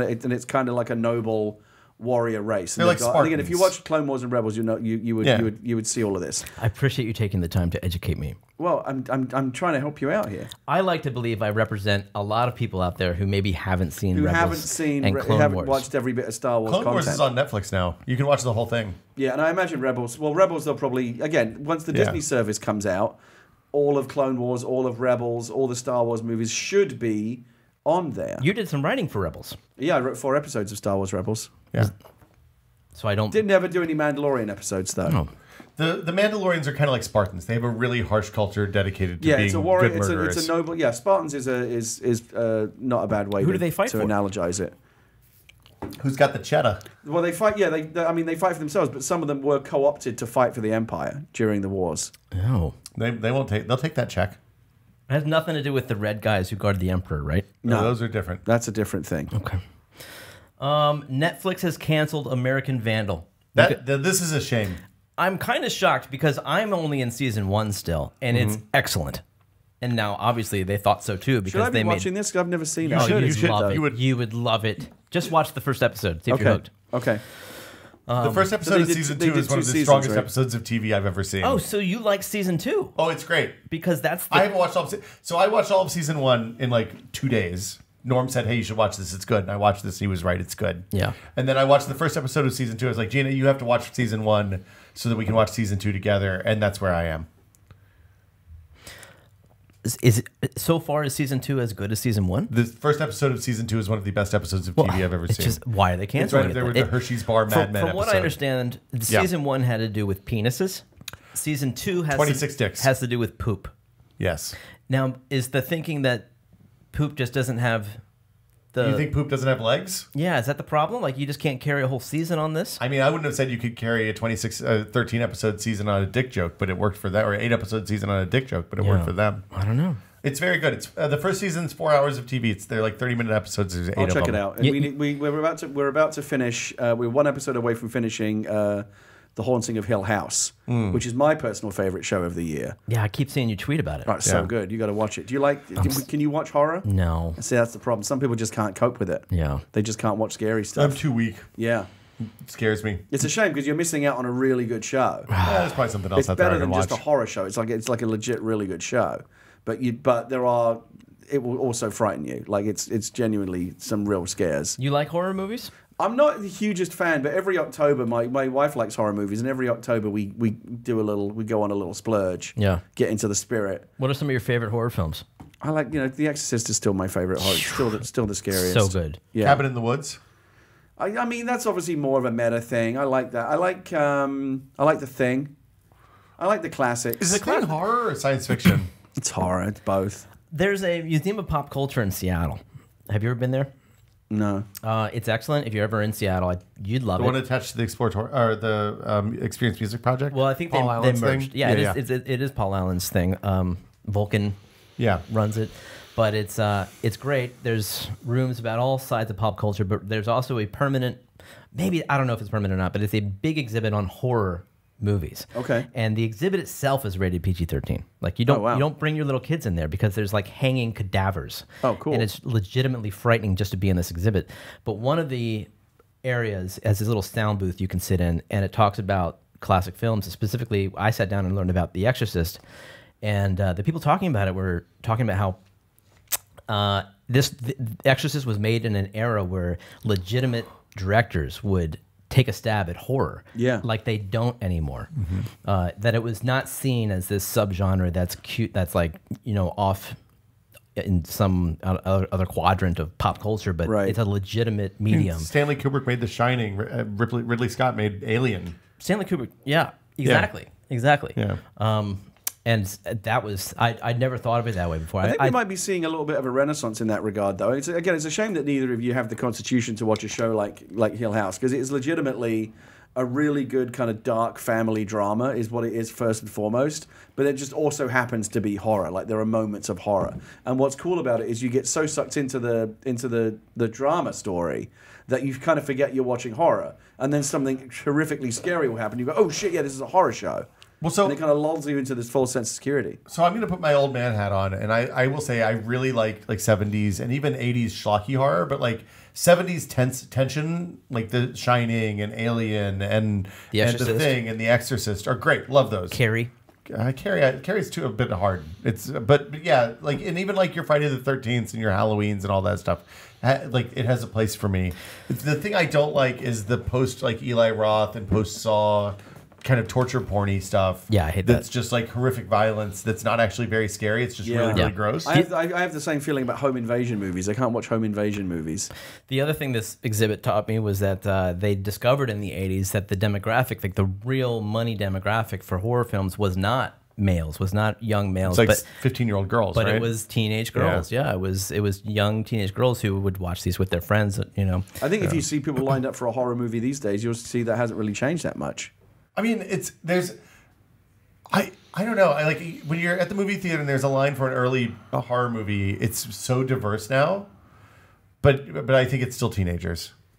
Horror has definitely had a bit of a comeback the last few years. PG-13 was good for horror, Well, probably. didn't it start with Scream? Like that was the kickoff of this whole new generation of self-aware. Scream. Well, I mean, if you look at something like a popular horror movie like It, which made a ton of money, it's not self-referential or self-aware. It just is what it is. It's just an old school horror movie. I couldn't tell you, but it's done well. And it's pretty scary. But it made a shitload of money. I mean, what makes a self-aware horror movie? That the protagonists know the rules of a horror movie? I mean, again, it's a very small subgenre. You're talking about Scream. You're talking about Cabin in the Woods. You're talking about these movies that are I know what you did last summer. Are funny and also scary. That's not necessarily really my cup of tea. If you want horror, just give me horror. I like the movies that have more of a kind of a bleak feel to them. The self-aware ones, for me, feel like they're just a little bit too tongue-in-cheek. I tell you, I do love Stranger Things. That's as close as I get to horror. Never got into it. My wife really liked it. I thought it was really good. The scariest thing I've ever seen was An Inconvenient Truth. Yeah, you're the guy in the month of October when everyone on Twitter changes their name to something scary Whitta. Yeah, brilliant. You are Will Climate Change Smith. I've changed it again. I'm on my November name now. Way to bring it down, I my have friend. to change to my November name. What's your November name? Will Gravy Smith. Okay. Yeah. All right. That's good, man. Nailing it, man. I'm Gravy Whitta. What? You gonna copy me? No, I've been Gravy Whitta for years, dude. And then I'm Merry Whitta in December. Oh, okay. That's That's good. how it goes. So, do you guys have a NES Mini or a SNES Mini? I have a NES Mini that's loaded with games. You know you can hack either one to do both. Right? I have. How long have you known Gary? I believe it's my SNES Mini that is modded. What I really want to do is I've got to mod my C64 Mini. That's what I want to do. I have that too. You don't Yeah. need to mod it though. You don't need to mod it. You just put a USB stick in, update the firmware. Okay. That allows you to put any C64 basically disk image on a USB stick. Oh, cool. Plug it in the side. They're all accessible. So I just need to update the firmware. Does it have basically. good games though? You can put any game on it very easily. Like any game or any Commodore 64 game? Any C64 game. Yeah, I'm probably okay. Have I you? really like my C64 Mini. Because that's as much as I like the NES and the SNES Mini, and it's nice to have access, easy access, and in a nicely curated form to those classic games. Those aren't the games I grew up with. The C64 games are the games I grew up with. So that one speaks to my It's nostalgia. interesting. It's the same era though. It's 2 years apart. Release. Yeah, but wise. in the UK, where it was kind of Nintendo versus Sega over in the US, where I was growing up, it was Commodore 64 versus Sinclair Spectrum. Yeah. And with a little bit of Amstrad on the side, but nobody really. Yeah, you always felt sorry for the kid at school that had the Amstrad. This is why a lot of early games were made by British developers, right? It's because you guys had systems you could make games on in addition to playing them. I mean, they were open systems. Yeah. You know, that's how you got a lot of classic games. Is that anyone could make a game in their bedroom, and a lot of the all-time classic games made on those systems were from those independent developers. And whereas PCs in the U.S., my perspective was they also played games. It was never what they're primarily, used for. Well, whereas the C64 was primarily used for games. It was marketed, both the Spectrum and the 64 were both marketed, because of course they have to be, as home productivity tools. Yeah. If you look at a lot of the early ads for the Commodore 64, your home budget. It's a picture of a guy in a shirt and tie at home with a printer and his tax returns next to him, and some kind of like chart on his monitor. It wasn't and it's cheap. Like, do your home finances, do your schoolwork. But come on. We all know why we really bought that computer. It was to blow stuff up and be in space and have ninjas and stuff. And we wanted to play games. Would you copy games with your friends? Go to like copy parties? And, Man, don't copy shit floppy. Copy parties were a thing? Yeah, true. I forget what they called them, but it was like, you copy that floppy. I never copied that. I got my games legitimately. Good for you. The first external hard drive I bought, the first one was a real spinning disc that was like in an enclosure, was to go to an MP3 swap. Did you ever go to one of those in the early 2000s? For music? Yeah, people would take all of their ill-gotten People goods from physically did Napster. this? You went to like a place, like a warehouse or something? And you copied all of your stuff onto a server, then copied everything down at the end of the night. Oh, so you'd have a server.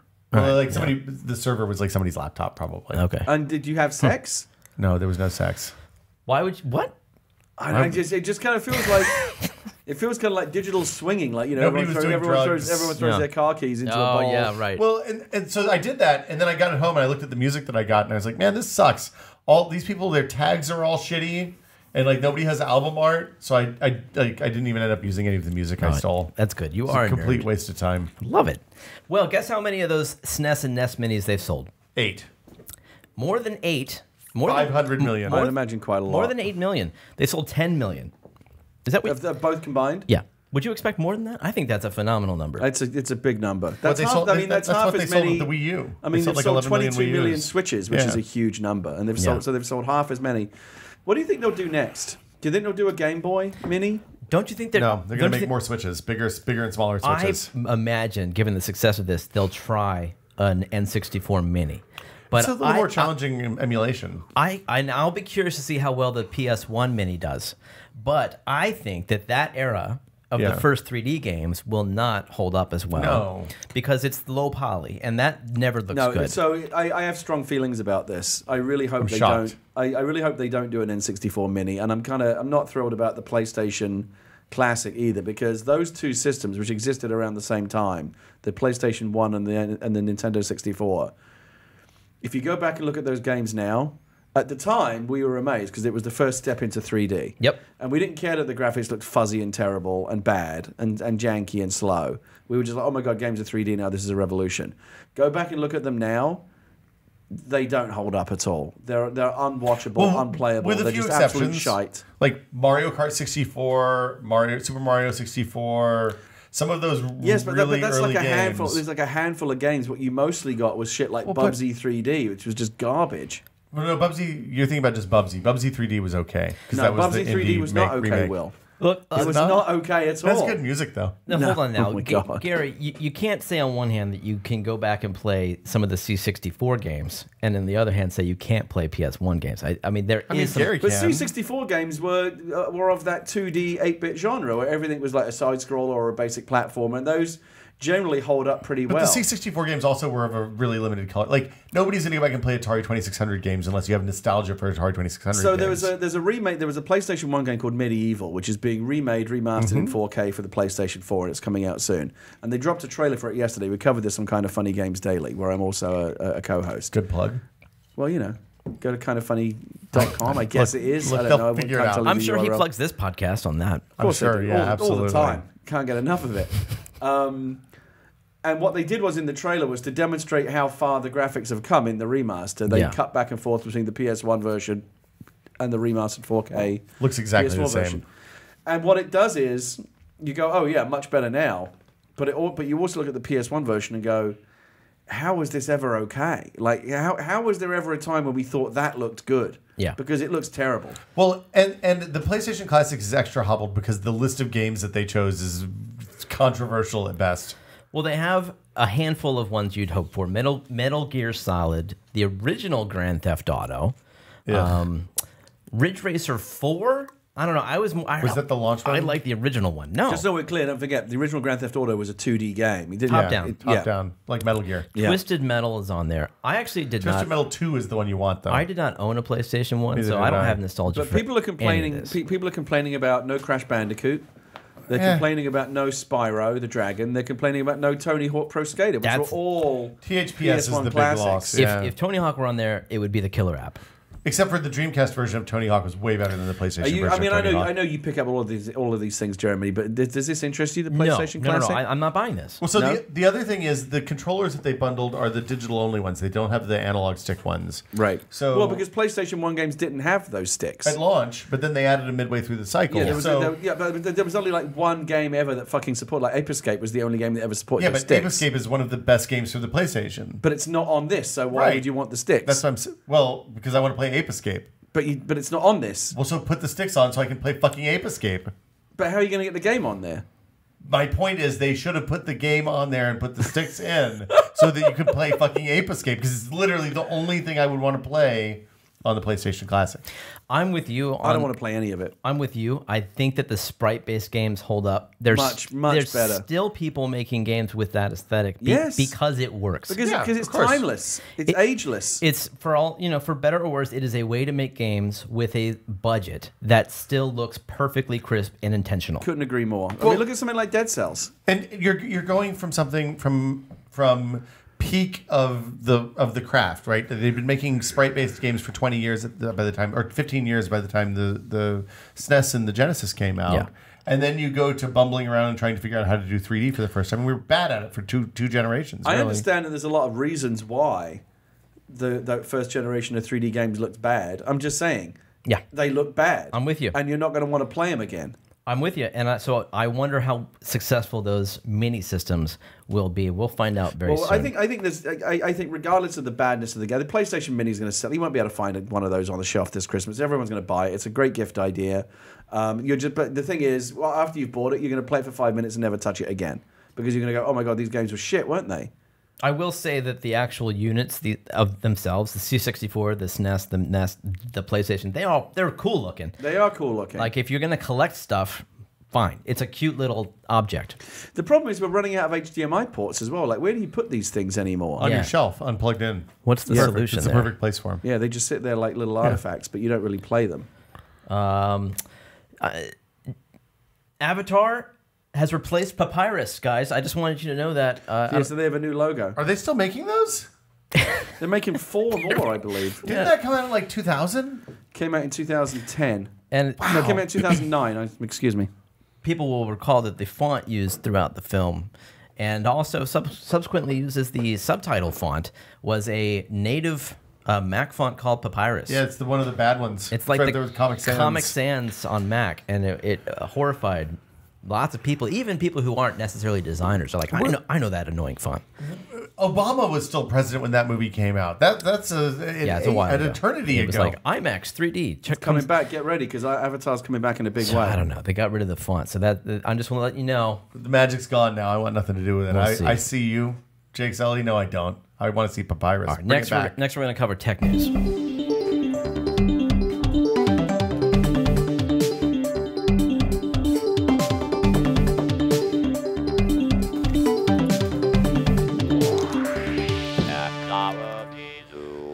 I like that at the end there. It's good, right? Our Yeah, the fans make vocoder's them, good. all the music. IBM has made a purchase. Yeah, this makes a lot of sense to me. Red Hat, Yeah, the Linux people. the biggest Linux people. Do you know? I found out why they're the biggest Linux people the other day. Tell me. Well, They figured out enterprise. so yeah, they figured out if you want to sell Linux to enterprise, where they have requirements for software, like they have certifications and all that stuff. They figured out if you go in and bundle up, you do the certifications for like 2,000 or 3,000 packages. Yeah. Then you can then sell your enterprise Linux to the Department of Defense and IBM and big companies. It's just the price. And meet their ISO 9965 certifications. Brilliant. And that's it. That's the whole business. $30 billion. That's all you have to do. Do we know anyone personally in our lives who uses Linux? Yeah, Like, I use that's what- Linux Yeah, all but the you- time. I have a server in my house that uses Linux. But it's not like You use it every day. Well, yeah, but you know what I mean. Like the real people, the grognards, the Linux people, those Yeah. people. The Linus, I know Linus the Torvalds. mole men. I mean, yes, we use Linux all the time because all of our production and build servers are Linux. But like people who use it instead of... You're saying who hack on the command line. Are you talking about Yes. Linux for the desktop? I'm talking about people that use Linux instead of using Windows or Mac. For like desktop computing? Yes. No, nobody does that. Okay. I thought there were people Yes, that they I do. thought there were No, people they that just don't. lived inside the Not real Linux ecosystem. No, it's not a thing that people do. That's madness. Okay. Really? Servers. Not that Will Smith on Twitter, people. No, that's not me actually, but that's fine. What are you? I- Oh, you are Will Smith on Twitter, aren't you? That's right. Smith on Twitter. You got that one. I just called Linux users mole people. It's even worse. At Gary Whitta. So yes, there are people that use Linux on the desktop. No, it is not a major thing. However, things like Chromebooks are all Linux-based machines. Right. Well, iPhones Android is a Linux-based machine. Right. And iPhones are FreeBSD-based machines, which is a different thing. It's a Unix variant. Yeah, but Linux is not a Unix. Fine. So Yes, why? fine. So to get back onto point here, why has IBM bought Linux? Yeah, good question. Do you know Bought how much Red they Hat. bought them for? They just bought Linux. $30 billion. They bought $34 billion. Yeah, it's a lot of money. That's an insane. That's like the third biggest tech acquisition in history if you don't count the Time Warner AOL It's a merger. pretty good buy. It's amazing. $34 billion. Yeah. It's worth that. Yeah. I don't know. I don't even know what Red Hat Linux is. I didn't know It's a this, flavor of Linux. but Red Hat earned they didn't earn, but they had revenue of $3 billion last year, on Yeah, which so- they earned $250 million of And how profit. do they make this money? So by selling software to enterprises. So companies that use Linux for servers and deployment servers and stuff like that, which is a massive, massive business, they buy from Red Hat. And apparently Red Hat has a cloud infrastructure that IBM wants. Like IBM is late to cloud, and by some estimates, only 20% of business happenings are done in the cloud, and they want to move all of that up there. So whoever hosts that gets the money. And Red Hat and now IBM wants to be that host. I mean, it's sloppy of IBM to be late to the cloud. I mean, everyone's into the cloud these days. They haven't been, on top of things since the 80s. Well, they're a consulting business. Yeah. Like IBM now is the place that you call when your corporate overlord says, "Hey, look, we need to increase sales 20%." You pick up the phone, you call somebody at IBM, you say, "Look, we need Watson to tell us how to make 20% more money this year." And then they crunch the numbers, and they're like, "Okay, you need to sell Sterno in Namibia." They don't make business machines anymore. Yeah, they no longer make business machines internationally. Yeah. No, they just make business. They're international businessmen. Is there still such a thing as an IBM PC that you can buy? No. They don't make hardware anymore. Only on They eBay. sold it to Lenovo. Yeah. The Kepler Space Telescope. Have you ever heard of that? Yeah, this is the one that they launched. It points down at Earth. Like 10 years ago, right? 1,000 points of light, something like that. What? Right, they look at us to see what's going on the planet. No, they launched this like 10 years ago, I think, maybe 9 years ago. And but when we launched it, apparently we thought there probably were other planets out there in the galaxy. Inferred evidence of some, a very small number, like 7. Yeah. Okay. Yeah. And since it launched, Yeah. it has changed our perspective. So the way this space telescope worked is they aimed a really huge digital camera at a patch of space, a pretty small patch of space, for like 150 days, and they measured the intensity of each star and the variations, tiny variations in the intensity of each star over that period of time. And from that data, they could tell when a planet would occlude the front of the star. And they did that for a really long time, 4 years or something. And from that, they were able to infer the existence of thousands and thousands of planets. Thousands of planets. Yeah. To the point now that just by doing and they've done multiple surveys, so they were originally supposed to do one survey. They've ended up doing multiple surveys. And from that data, they can conclude that there are probably more planets in our galaxy than there are stars. Exactly. Which there are billions of. And there are that would hundreds make of millions sense, right? of stars. I mean, there's just in the solar system, there's like 9 times as many planets as there are stars. But we have no idea if our solar system is representative of the whole, and now we do. Right. So prior to that, we could have been a fluke, or it could have only been around yellow, mid-size, type A stars or whatever we have. And now we're pretty sure that there are, in fact, planets around. And this satellite, almost all of them. This telescope can't just determine that there are planets there. It can actually determine how far away from the sun they are, from their stars. So they've found planets that are in the habitable zone, and they can even surmise that some have water on them. What an amazing telescope. Well, it is no longer functional. Yeah, it ran out of gas. They are sending it free into the solar system. They're setting it free. It's actually now 93 million miles away from Earth, the same distance as the sun, coincidentally. And It's on the other side of the sun from us? no, it's behind us. Okay. We're dragging. Trailing. It's trailing us in orbit, and we're gonna set it free. Off it goes. I don't know. Well, it's just going to stay there because it's still in orbit. Yeah, it's gonna. Like we're not blasting it off into the sun or anything cool like that. No, we're actually shutting it down. Like That would we're be turning really off metal. all the transmissions. Yeah. Putting it to sleep. How long ago did they launch this thing? 2009, I think. Right? Oh, yeah, sounds about right. Yeah, 9 years ago. Yeah. Yeah. And how long was it expected to last? Because oftentimes these things 3-4 years. Yeah, oftentimes these things last much longer than they're supposed to. It lasted a lot longer. It had gyroscopes fail, and then when it ran out of fuel, then it was basically done. But it did way more surveys than they expected to. The big takeaway is that most of the planets seem to be between the size of Earth and Neptune, which is a planet we don't have in our solar system. Most planets that have found are? Most of them are in that That's range. interesting. Yeah. That's interesting. Yeah, it found a lot of rocky super Earths, so planets that are way larger than Earth, so presumably have stronger gravity in the Goldilocks zone. I forget the name of them. Kishore will be on next week. You can fill us in on the rest of the gaps here. But there is another telescope already out there that's working for us. Stan? Yeah, Stan. It's a nice, friendly name. I don't know what it stands for. And it's also not the real name. So we have other telescopes in service. James Webb is going up soon. That's the one that's launching in 2 years. Yeah. Hubble is still kind of working. There's a failure on it the other day, but I think they figured out how to work around that. The New Dawn is the thing that's closer to the sun now than any other man-made object at 43 million miles. That's impressive. That seemed pretty cool. Hot. Yeah, and we got Juno orbiting Jupiter right now. Real close, up and down. There's a lot of stuff happening in space. The James Webb Telescope, there's a lot of hopes riding on that The because JWST, yeah. they think it will be able to determine atmospheric content Yeah. of other planets. It's huge. Holy cow. Bigger than Jesus. Wow. Yeah, That's they're gonna be. amazing. They think that we can see back before the dawn of time with that thing they can see so far away. California tried to pass a law that would uphold net neutrality in our state, and we hope throughout the rest of the country because there'd be people who have to abide by the toughest state's law.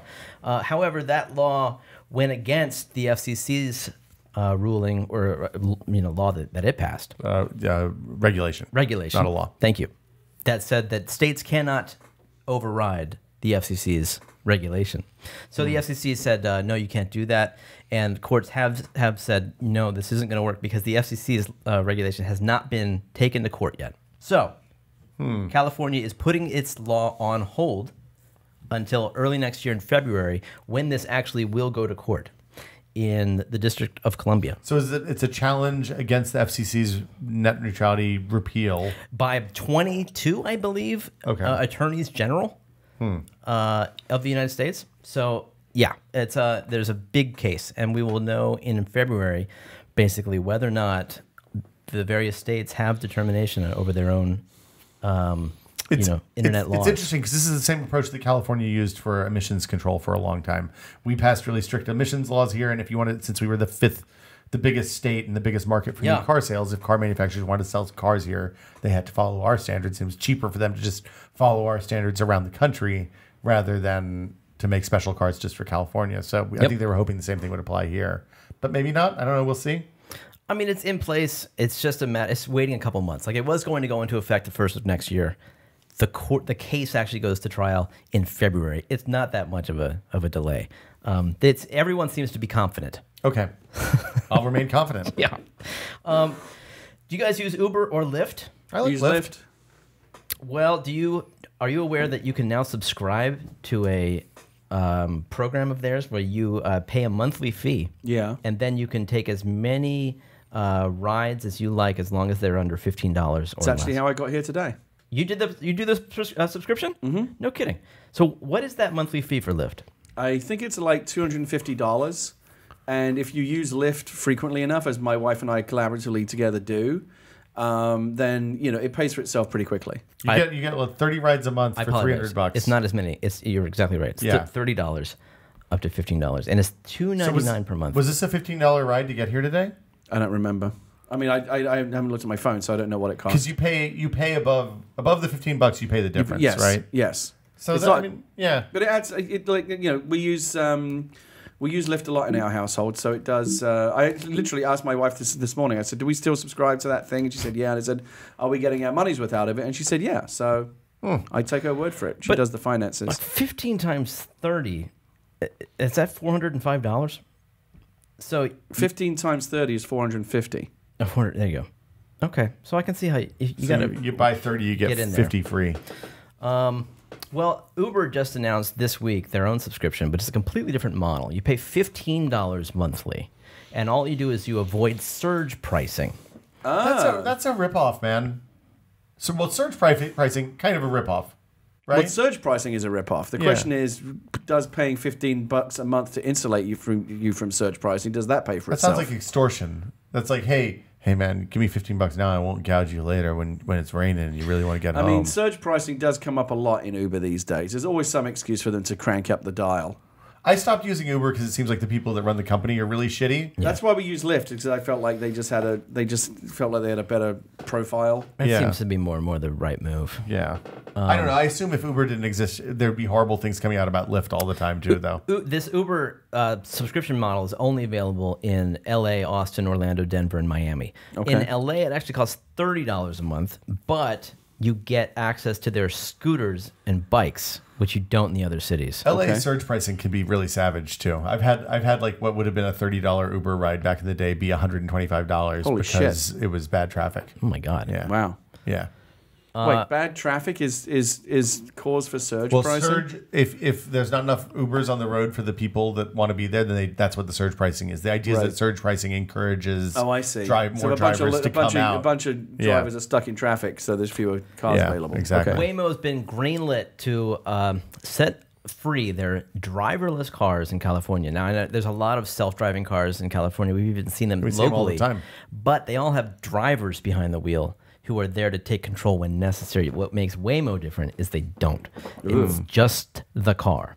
And they have gotten permission to activate here in the Bay Area. So we those might those start little seeing cute some ones? actual, genuinely driverless cars around. Palo Alto, Los Altos Hills, Sunnyvale, and Mountain View. So if you're living in the South Bay, in the Silicon Valley, you might start seeing these cars driving around. Now, Waymo's not in the business of Wow. making cars, right? Are they just in the business of making the No. driverless tech that So gets it's put kind in of cars? unclear, right? No, they modify existing cars. They've never made their Well, own they made cars. that little cute one. That's the Google one. That prototype. I don't think that's their thing. It's a little plastic, smart car looking thing. Yeah, according to Ars Technica, they have a really neat image of. Is this a Pacifica hybrid? It's a neat looking car. They modify existing cars. I see. Okay. They do a good job at it. It certainly looks high tech and their own look, but they're not making their own cars. What do you guys think? Are you going to be in the back seat of a self-driving car anytime in the near future? Would you do that? Depends on who makes the car. Waymo. Well, what the car itself? Yeah. Like well, it depends on who wrote the software that drives the car. Well, that's the different. data on the different self-driving car providers. Well, wildly varying in safety. Waymo is the only car without a driver that you're going to be able to get into anytime soon. Yeah. So would you do it? Maybe. Depends on where I'm going. I would do it in a heartbeat. Really? Yeah, absolutely, man. This is You have kids, man. You can't take I wanna chances wait. like that. Come on, you don't need to be the early adopter on everything, do you? Just wait to see if there are some Hey, crashes. hey, Jeremy, the brain implants are coming out. Version 1 from Apple. You going to pick that up? Get it jammed straight in your brain? yes, absolutely, man. You can only do one. This is the one you have to have for the rest of your life. He likes to dive in. Once you get it in there, they can't take it out. It just gets all tendrilled in there. And Has there ever been a time when you were the early adopter on something and you bitterly regretted it? Never. I mean, if you get behind the wheel of a Tesla that goes on autopilot on the highway, Yeah. it's a sensation that you tell people about. It is a new thing. Yeah. But it's a very uncomfortable sensation. I don't like that sensation at all. It makes me feel bad. And I think Scared. the longer it remains uncomfortable, the safer we all are. But I want to get behind. I want to get in a self-driving car to understand what the future is and see what that feels like. And But can't you understand that from reading about other people's experiences? No, of course not. Just like I can't understand what it's like to be in the driver's seat of a Tesla on the highway with it on autopilot. It's one thing to read about it and understand it intellectually. It's another thing to internalize it and really feel it, which you never forget. Did you buy the autopilot stuff on your Tesla? Yes. So you'll get the thing that lets you do exit to exit. We just And that just uploaded to my car the other day. And then the thing that Elon announced last night, the follow mode, like you can take your car for a walk. What? You hit a button and the car comes to your phone, and then it'll just follow you if you're walking down the street until you're ready to get in. That's just weird. It does have Atari 2600 games on it, though. That doesn't Yes. sound great. Have you Yeah. played those? Atari 2600 games are the other generation of games that have not aged well That's true. because they're so rudimentary and Yes. so basic, I'm and the with you. sound is so terrible. Pitfall's okay. You don't really want to play those games. That's true. That's why those flashback things never really. I mean, they keep making them, but who really wants them? Gary, I think that the C64 Mini is in that category for me. Yeah. Wow. I know. I didn't own one, though. Again, I have a greater nostalgic pull than Yeah, I you hear do, you, I hear and you. that covers a lot of ground. Have you played the Atari games on your Tesla? No, I don't. I'm not quite sure how to get to them. Okay. You just say, "Hey Tesla, play Breakout." Like I can't I'll give it a try. I can't relate to you at this point in time. Like if I found out that Atari games just got downloaded to my car, I'd be out there at 3 Because it's a a.m. 30-second novelty. Does You'll this go, make- oh, okay, yeah. it's cool. I can play Breakout. Okay, I'm done now. Yeah, That but- would be it. That's true. I would never play them again. But for that 30 seconds, I would be I'll on, tell you what I'll on do. cloud I'll try it when I get home. I have to figure out how to get to them. There's a button you can push on the dash that unlocks, that opens up all the Easter eggs. Mm-hmm. I imagine it's been added to that. Yeah. Yeah, right. I'm looking forward to the Just- Christmas just- lights mode. Rainbow Road. Conceptually, the idea of a button that you can press that opens up all the Easter eggs, it's just like anti-Easter it's egg. not an Easter egg at that point. It's just a feature. It's the millennial version of Easter eggs. It's like, oh, it's too hard to press up, down, left, right, BA, start. I have to. Yeah. Can you just You put just a press- button in just there press for the me, Easter eggs man? button. Yeah. That's funny. Can I get a macro that'll do that for me? Where's my avocado toast? That's my millennial impersonation. Sorry. I hate to bring up Send letters to letters@tested.com. bad news, but there's been another Tesla crash. No fatalities, but there was a Tesla crash this past month. Oh my goodness.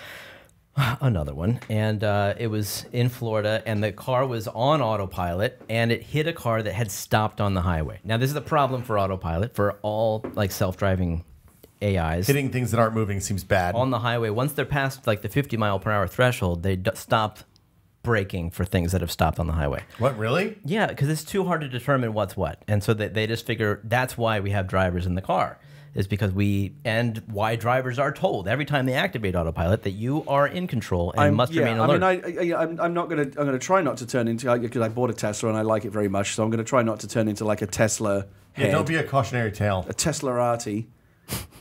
But I'm guessing that this is, as has been in the other cases, a case of the crash happened because the driver was tuned out. 100%. And unfortunately, this driver is not coming to Tesla's defense. In fact, he is suing Tesla, saying that they made him believe in all of their marketing materials that the car was fully self-driving. This is literally a thing that I said when they said, hey, we're going to call the self-driving stuff autopilot. Yeah. It's a fucking bad name. They're going to get sued, and it's happened. I was right. Yes. But it doesn't necessarily mean that these guys are legit. It's a bad name. There's no way this guy actually Words matter. believed this. It's just bad for Tesla legally. Because Words There's a bit of ambulance chasing going on here, I think. Look, but they open themselves up to ambulance chasing by giving it the name that is not accurate about what it is. If they called it driver assist, no problem. there is and most of them are called things like ProPilot Assist and stuff like that. But there is a different level above autopilot called full self-drive, which is not yet available. Yeah. So if you pay attention to that, then you understand that you're not getting full self-drive because that's not. But then why don't call this partial self-drive? Because that's what it is. That doesn't sound as good. what are you doing? Right. You're thinking just from a lawyer's perspective. No, right? I'm thinking it is incredibly irresponsible to sell cars to people when they think it's going to drive itself. Nobody thinks that. This guy's saying that Jeremy, the salesman tried to make him believe that it was fully Jeremy, self-driving, and all he needed to do was touch his steering wheel now and then. That is not the official stance on this. That is not the reality of it. You are wildly, wildly overestimating the average intelligence of the common person who's buying a car. Correct me if I'm wrong, but when you activate autopilot, don't you have to agree to pay attention to the road? About every 30 seconds or so, if your hands are not on the wheel, it will nudge you. But is there not any kind of like I agree or yes activating autopilot? Like maybe the first time you activate Maybe the first time, but not every time. Hey, Jeremy, what's in the software license you clicked when you updated your phone last time? Do you know what you agreed to? Did you just scroll to the bottom and match agree? I don't think that's the same thing. I have when I connect my phone to my car, I get a screen that says, What does it say? Can you tell me what the words are? That I'm not supposed to look at my phone when I'm driving. And do you do that? I don't look at the phone, but I know I'm not supposed to. And in fact, CarPlay is like wonderful because it's completely voice interface, and you can't even read email. Yeah. I don't understand your point. I think that people read the big words and not the little words. Well, and that they think things based on the big words and not the little words. I think this is just clearly an example of somebody who wants to sue somebody. This person is cashing in for sure. Knows better. So this is actually news to me. If you're going more than 50 miles an hour and someone brakes violently, there comes like a crash or something, the Tesla won't stop. I think you are in charge. That's why you're in the driver's seat. Yeah, absolutely. Right, yeah. This is an extremely limited driver assist. Until we get to a point, like I've done the, usually when someone else is in the car, say, hey, you're kind of like showing off a little bit. Hey, you want to see the car drive itself? And you do the little thing, you push the stalk back twice. Yeah. And there's that feeling where it takes the steering wheel away from you. Yeah. And you can feel it's under its own power now. And you go, oh, it's kind of weird. Oh. Yep. And you take your hand off the wheel. Look, I'm not driving. And then it says, put your hands on the wheel, please. And you have to put your hands back on the wheel, otherwise it'll turn auto steer off. Yeah. And then it won't even let you turn it back on for the remainder of the drive. It's like, if you're not going to pay attention, then we're taking that feature away from you. I think autopilot is like that Louis C.K. bit where he talks about people on airplanes and how people on airplanes are so nonchalant and pissed off when the Wi-Fi goes down and they're just bored to be on the plane when they should have their hands in the air saying, oh my God, we're at 30,000 feet. I think autopilot should be like that. You should be freaked out when that thing's turned on. It does freak you out, and but it's not in a good way. You don't yet trust it, and you're so conditioned to be in control of the car that the idea that the computer is doing it, even though it handles turns and it handles lane changes and everything perfectly well. And now it's even going to start making, the latest update, it will start, the Navigate on self-drive, it will start making lane changes for you. Well, it suggests you have to confirm them. Yeah. But once they get past that, it'll start making lane changes on its own. The point is, this technology is at a point where you should not trust it. You should be constantly aware. I don't trust it. That's why. So self-drive is one of the reasons why I bought a Tesla. Yeah. And I've enjoyed it. But I've got to tell you, after I got past the novelty use phase, I've hardly used it. Yeah. The one where it will maintain speed for you, basically fancy cruise control. Yeah. I use that all the time. Well, that's an easy problem. Like, Yeah. there's radar in the front, there's radar in the back, knows how far away the cars are, and it keeps going in brakes. Yeah, that's easy. Okay, we're gonna do a minute of. Because I gotta go in I gotta go in like 3 minutes. He's threatening to leave. The VR Minute. Virtual reality this week. Before these guys continue, I want to let you know that the sponsor that makes this episode possible is MailChimp. MailChimp is an easy-to-use marketing platform with a name that might make it sound like they only do email, but they do just about everything to help businesses grow. With email, ads, postcards, landing pages, audience management tools, automations, reports, and more, you'll know you're doing marketing right. Growth looks different to everyone, so MailChimp helps guide you to make the right marketing decisions for your business. You can create a customer list, connect an online store, test an email variation, or analyze a marketing report. MailChimp understands business owners would rather focus on their passion than focus on the marketing, so they automated the marketing process to make it easier for you to get back to doing what you love. MailChimp started by just doing email marketing, but now they do just so much more. You can say they outgrew their name, and now their marketing tools can help you do the same. Go to MailChimp.com and sign up for free to see how MailChimp can help grow your business. MailChimp, they do more than mail. Now back to the show. Paul Berlucki, you might have remember him from such companies as Oculus. He founded a Kickstarter that turned into a company. Yes. And got sold to Facebook. He's now left the company, a while ago now. But he wrote an interesting blog post this week. Free isn't cheap enough is the title of it. And his point is that VR will not take off in its current or any soon to come manifestation. Mm-hmm. Because people pay us to use it? No, because the quality of experience is just not good enough yet. That VR headsets could cost $0 today, and they would not have mass market penetration. Do you agree?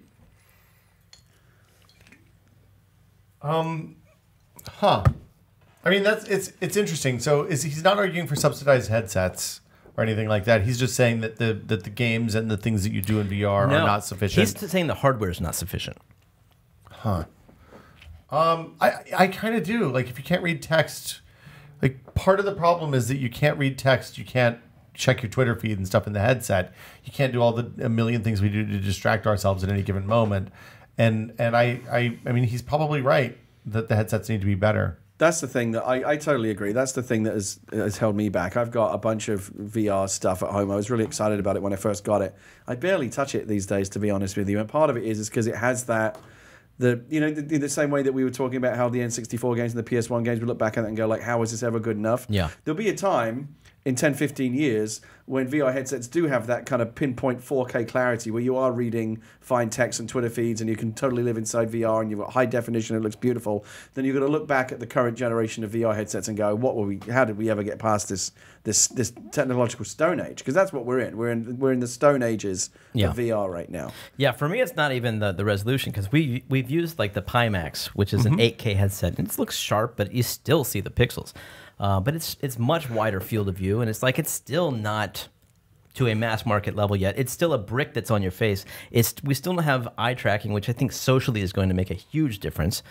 We still don't have the ability to focus on things in different planes. It's all focused at the same distance.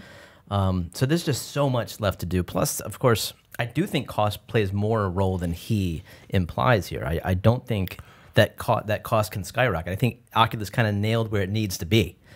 I mean, I think there's a $500 point above which you should not pass, right? Look at Vive Pro sales versus Vive sales versus Rift sales, and that makes sense. And I think Oculus is on the right track. The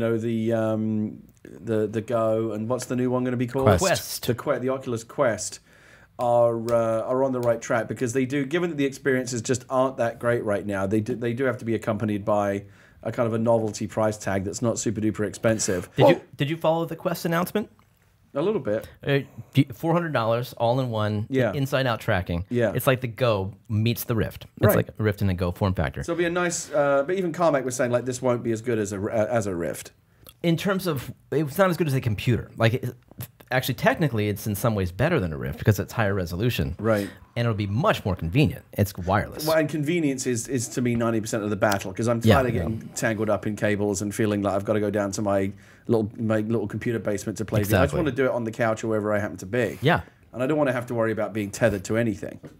Yeah, it will be a mobile processor. So all of that will help, but I think what he's saying is generally right. It's just the experiences just aren't good enough yet. They aren't good enough to be really compelling. We will get there. We will get to Ready Player One, but we are not there yet. We're probably about 20, 25 years away. I mean, the thing I would say, I'm starting to go down the process for year-end judging stuff for some award stuff that I do. Yeah.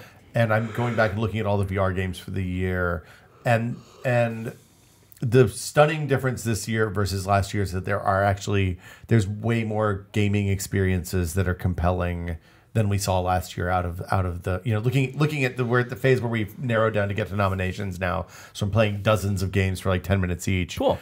And as a high level survey, just the overall quality, and we're looking at games that have been in development for 3 or 4 years in some cases now, right?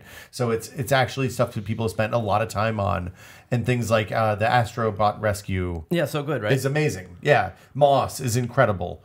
I don't like Moss because of that lockdown camera. I mean, all right. But the point is, last year we had maybe 3 or 4 games that were narratively really incredible, and then a bunch were like cool tech demos with some story tacked on. And this year we're actually seeing more novel mechanics and more novel gameplay than we had in the past. It was cool. Have you played Pixel Ripped yet? But that's on my list. I haven't played it. Gotta play that, man. Yeah. I would play Tetris Effect. They released a demo for PSVR today. Yeah, it's cool. It's cool. Oh, good. I didn't know Tetris that. Effect is only about a week away. I'm very excited about Tetris There's a Effect. demo out for this weekend right now on PlayStation Network. Just briefly, TechCrunch has doubled down on their assertion that Rift 2 has been canceled, and they're saying that it is in fact canceled, that this larger scale project has been canned, and they are reverting back to what will be a Rift S product to come out at the end of next year after Quest. That is basically an upscaled Rift with higher resolution and inside-out tracking. So it's the idea that like foveated rendering, eye tracking, and the headset, all that stuff is not there. Shelved for now. Exactly. And then they're just going to put the Quest tracking on a Rift? Exactly. With wires or without? With presumably the Quest's display. With wires or without? I think without, if it's inside-out tracking. So, I don't know. Wireless built in?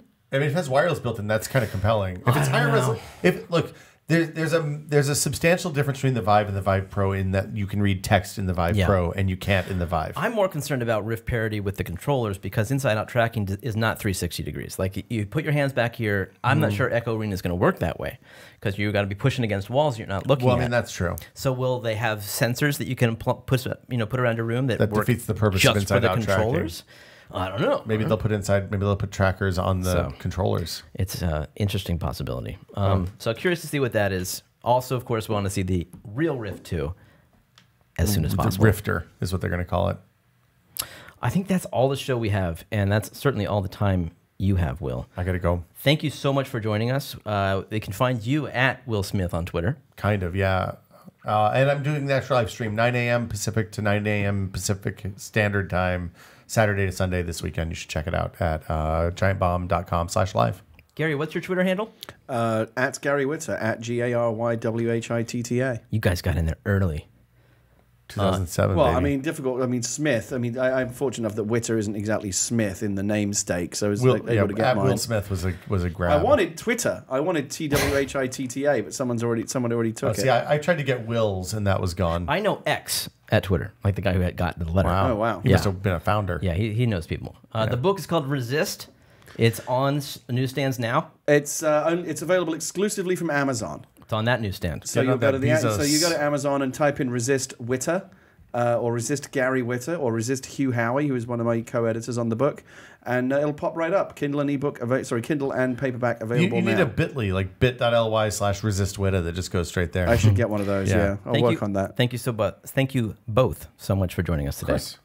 Here's an outro. It's from Kerber this week. Hi there, I didn't see you.